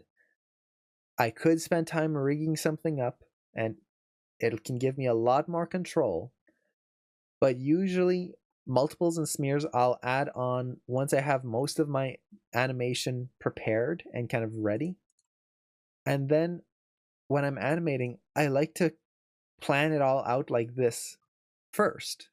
So if I plan it out first, I shouldn't have to do a big change unless I redo a whole section. In which case, if I have to redo a whole section, I would rather prioritize speed over the ability to adjust a finger or two. So again, the quick and dirty method, as much as it's limited, it's fast. It's easy. You just select the geometry, Control D to duplicate, or Command D if you're on a Mac. Shift P to unparent. Thank you so much for that suggestion.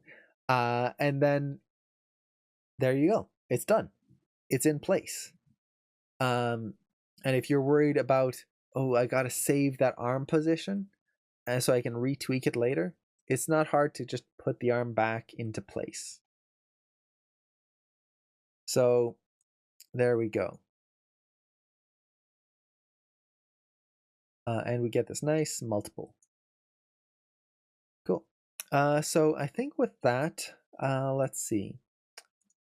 Do I have enough time to actually do what I wanted to do. So my original goal for this stream before the demo here was to do a blocking out of a mech walk. But I don't know if I have enough time now because I'm actually pretty busy today, unfortunately. So let's see. Just to kind of show the scene that I was going to work with here. I wanted to do a cycle, both a walk cycle and an animation test for the Sarge rig. I've never used this rig before, so I wanted to create an animation for him. I want to kind of use him in the dinosaur shot that I had originally planned a long time ago. So I want to use this rig here. And since I haven't used him before, I want to do a cycle test, an animation test where I just learn how to work with this rig and play with the controls to see what I can do. Which I'm really looking forward to because he's an awesome rig. Look at him, he's so cool. But I unfortunately don't think I'll have the time because I only have like a half an hour left. That'll be enough to do like one pose. So let's see. Since I only have like a half an hour left, does anyone have any questions or any quick demos that you'd like to see? I know we've only got like a few people in here, but definitely let me know. Oh, and actually, I wanted to mention, and I keep forgetting about this. I now have a Twitter link down below. So if anyone wants to follow me on Twitter, I don't post on there very often, but I figured it would be a good place to put announcements for the channel in there. There's a Twitter link below there if you have Twitter. Also, for any subscribers, you now have emotes. So if you're a subscriber to the channel, you should have emotes. Haha! And they are the Stream Cat emotes. Him. Right there. The one who's sleeping. So yay for emotes. I'd like to demo how to scale up a portion of a character without losing their anatomy. Ooh, that's a tricky one. Now, let's see. How would I scale up part of a character? Let's see. Actually, this is a really cool question because it kind of ties into the smears that we were talking about before. So let me take my rig here and let's hide these. I tried with the hand and it starts to deform. Yeah, as soon as you start scaling things, it will start kind of going crazy. I'm changing my subscription. I want the other emote.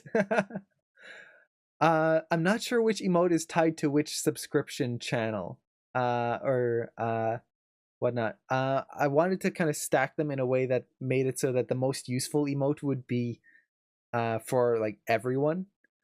So it looks like you have the high emote right now. I think I'm gonna put the awesome emote for everyone, so that no matter what subscription you have the awesome one. I think, which is the sparkly-eyed one. I'll just have to switch that in the back end there, I think. So let's see. My current solution is to use a larger character model and isolate that part while keeping it constrained. Pick a piece of Stan on Stuart. I'd like to just keep the same rig though. Okay. Yeah, so that is a tricky thing. And this is something that can be tricky whenever you have to deform a character.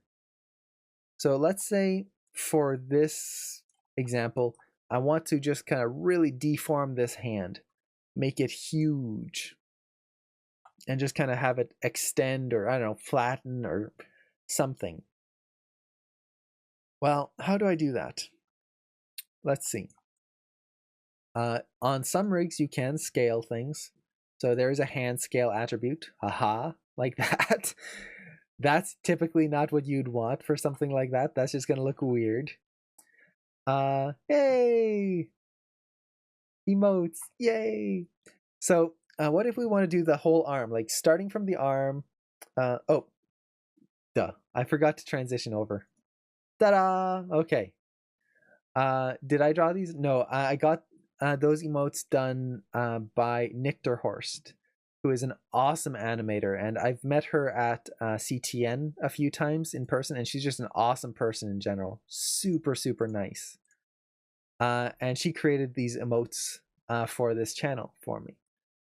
So if any of you guys want to check her out and check out her work, she is an awesome, awesome person.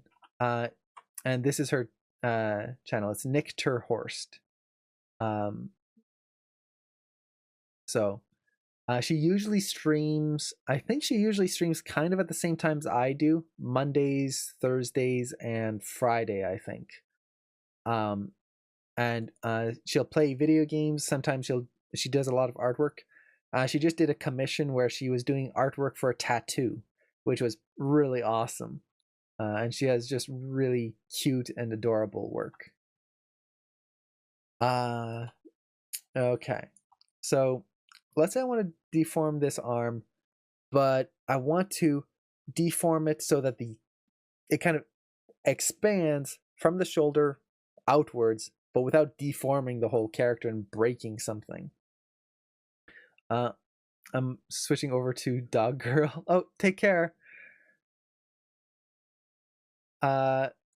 So let's do this. I'm going to select the geometry.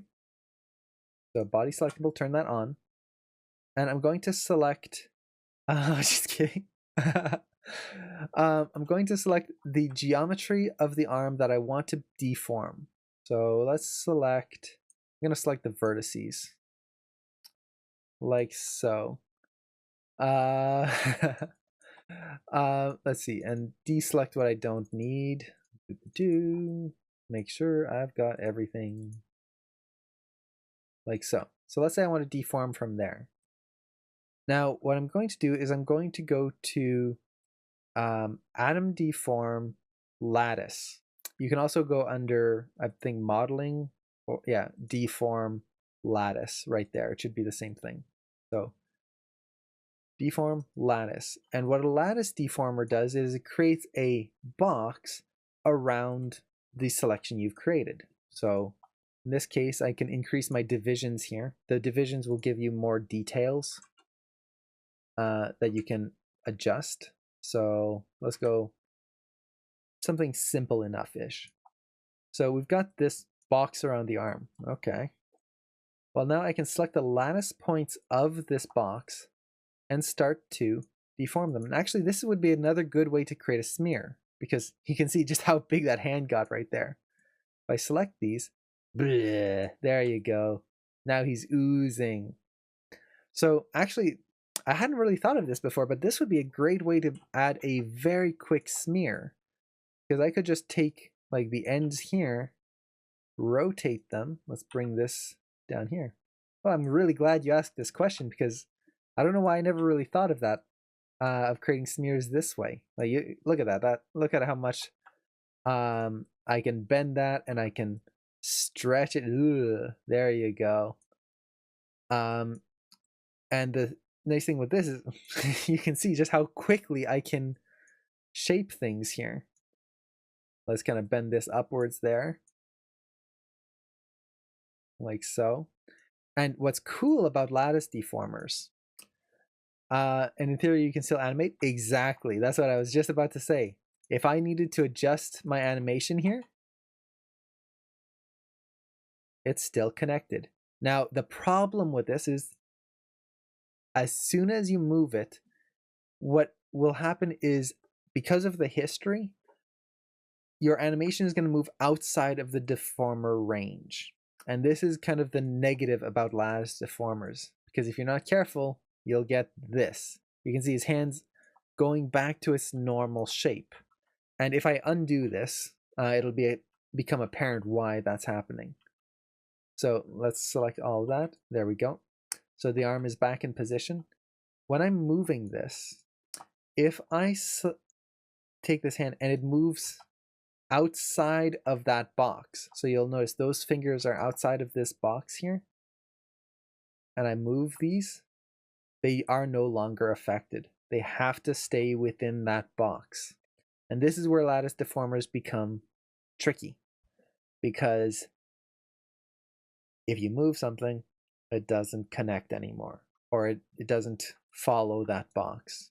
So typically, if I was going to do this, what I would do is I would kind of use a mixture of the multiple and smear frame method. I would duplicate the arm just so that you have the base arm, and then use that to smear it. So we would go with, let's say, let's see, so I have one of these arms here. Select these. I wouldn't even have to select the vertices. Go to Animation, Deform Lattice, and then I can use this to deform that multiple and create a smear frame if I wanted to, or just kind of push that multiple right there. And I wouldn't do this as much as I can. I would try to avoid doing this on the rig itself, because as soon as the rig moves out of that deformer, you're gonna have issues. Now, the other thing that I'm wondering here is how you would animate through this. And I'm just gonna test something. Okay, that's not gonna work there. Okay, so as you're animating this, if you want like the hand to come down and smack the table for some reason, like he's slamming his hand on the table, and you really want to get this feeling of hitting the table and exaggerated like flattening of the hand, where it just smashes the table, flattens out, something like that.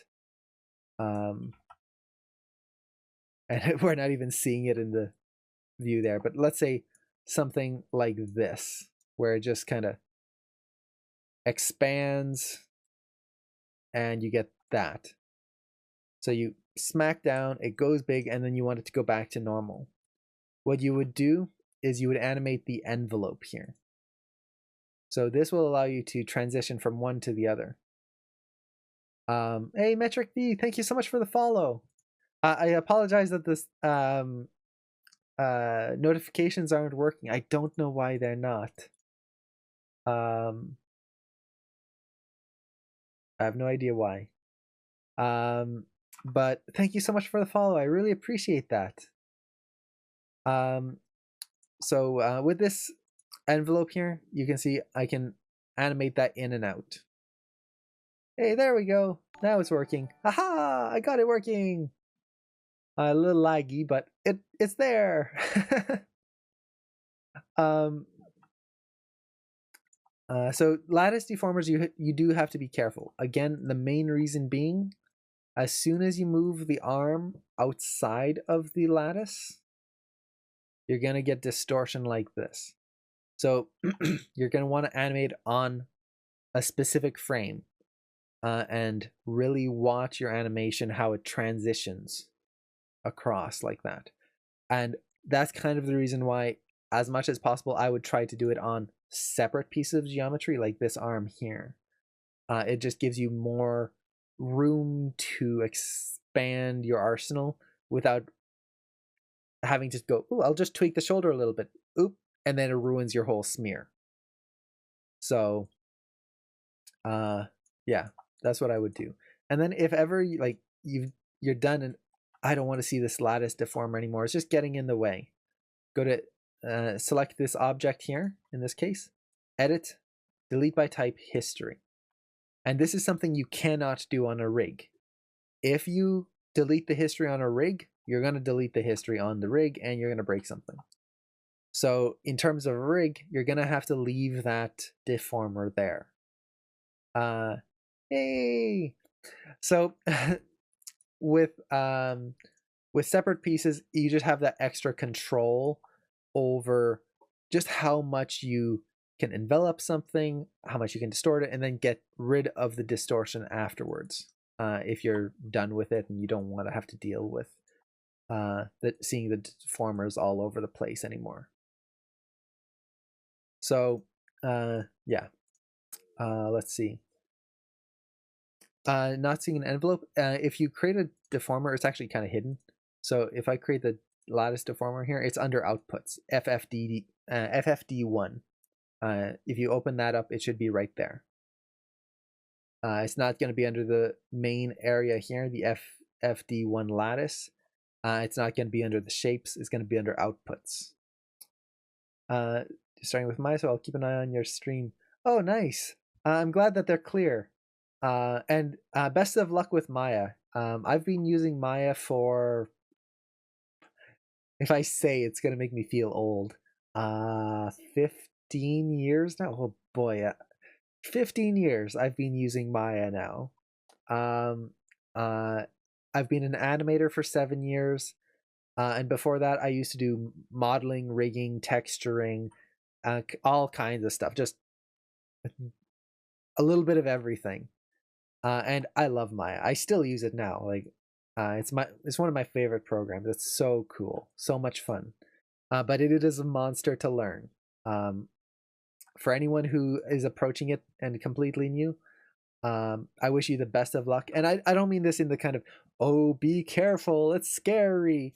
No, you're gonna learn so much, and at times it will feel like daunting and like, oh, why am it's just so much, but just push through and you're gonna get so much cool stuff.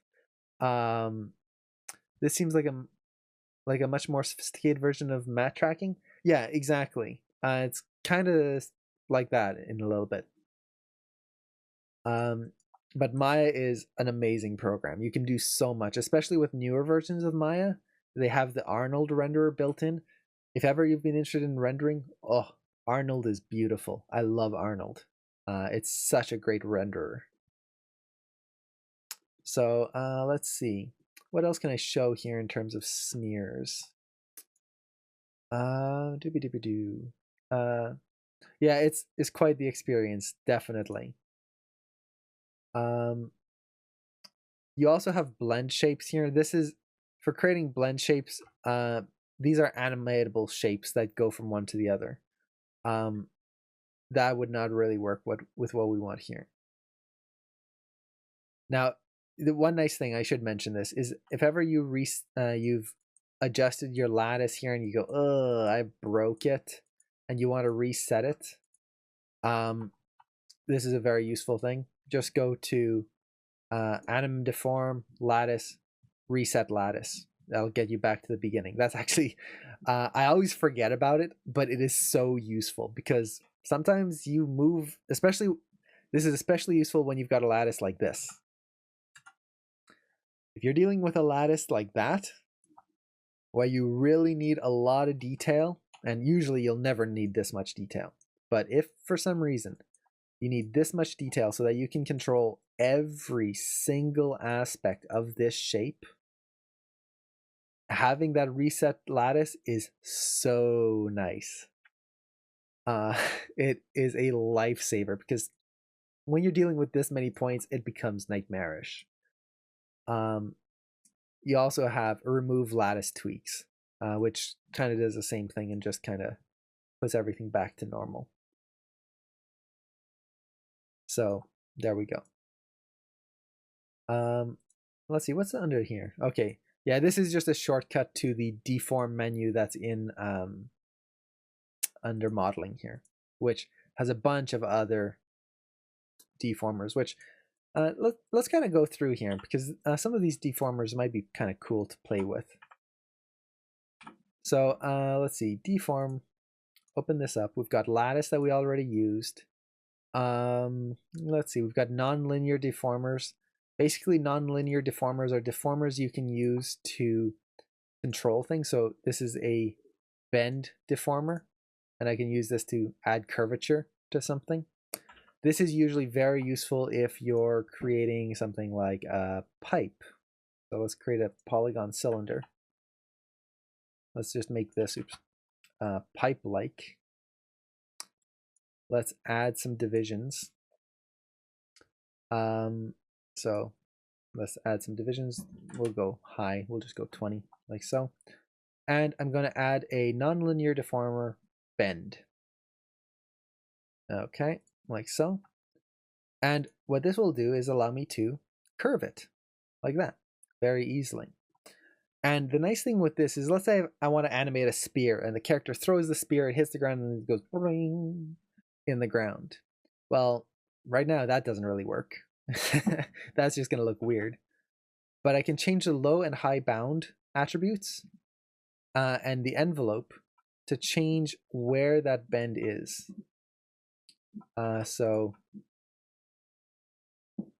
let's see. I'll adjust it like that, and then just take my bend deformer and move it down here.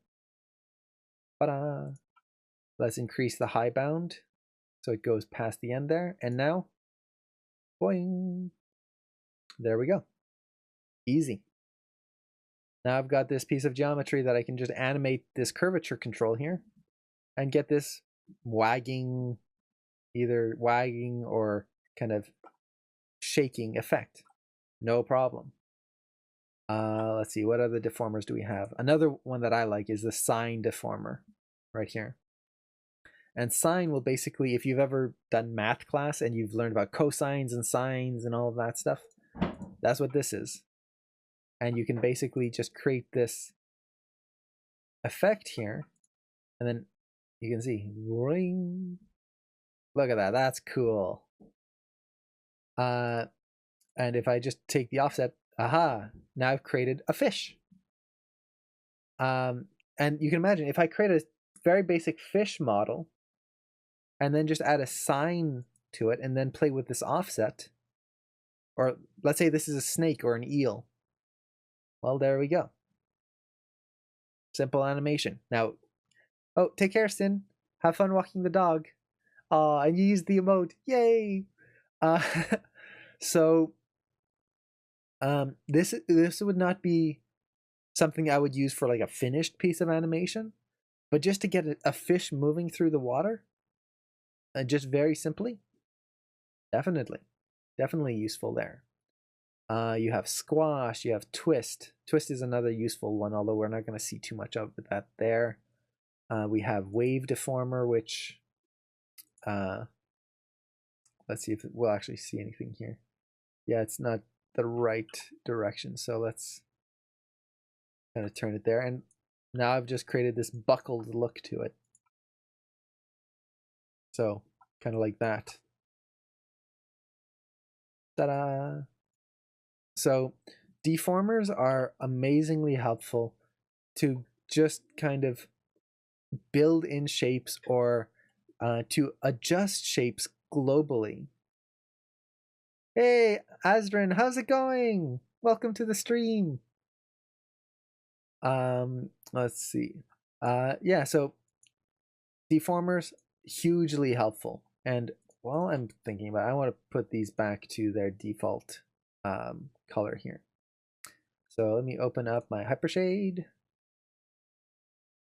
Add in the, this is the shirt I have selected, yep.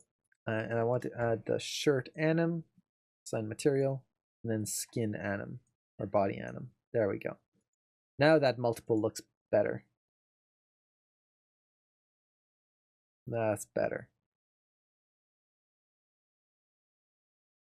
Cool. So I think with that, do I have anything else I could show here? I was hoping to animate a scene for anyone who just jumped in. I was hoping to animate something today, but I don't have the time, unfortunately, as much as I would like to.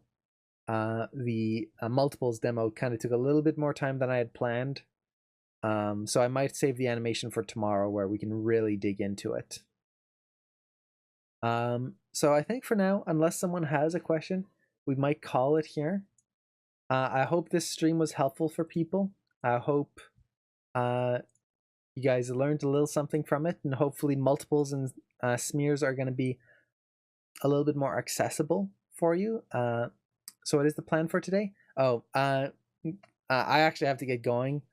The plan for today was smears and multiples, and then I was hoping to block in a shot, but I'm not going to have time, unfortunately. I have to get going for a meeting. But I do want to say a huge thank you for everyone for showing up, for hanging out here. It's been really awesome and a lot of fun. And I just noticed that there's no music playing. I wonder how long that's been. Probably an hour, I guess. an hour and a half. So I think with that, we can call it here. Thank you again so much for showing up, and hopefully I'll see you in the next stream. So take care, have an awesome weekend, or whatever's left of it, and hopefully I'll see you in the next stream. Bye. Bye.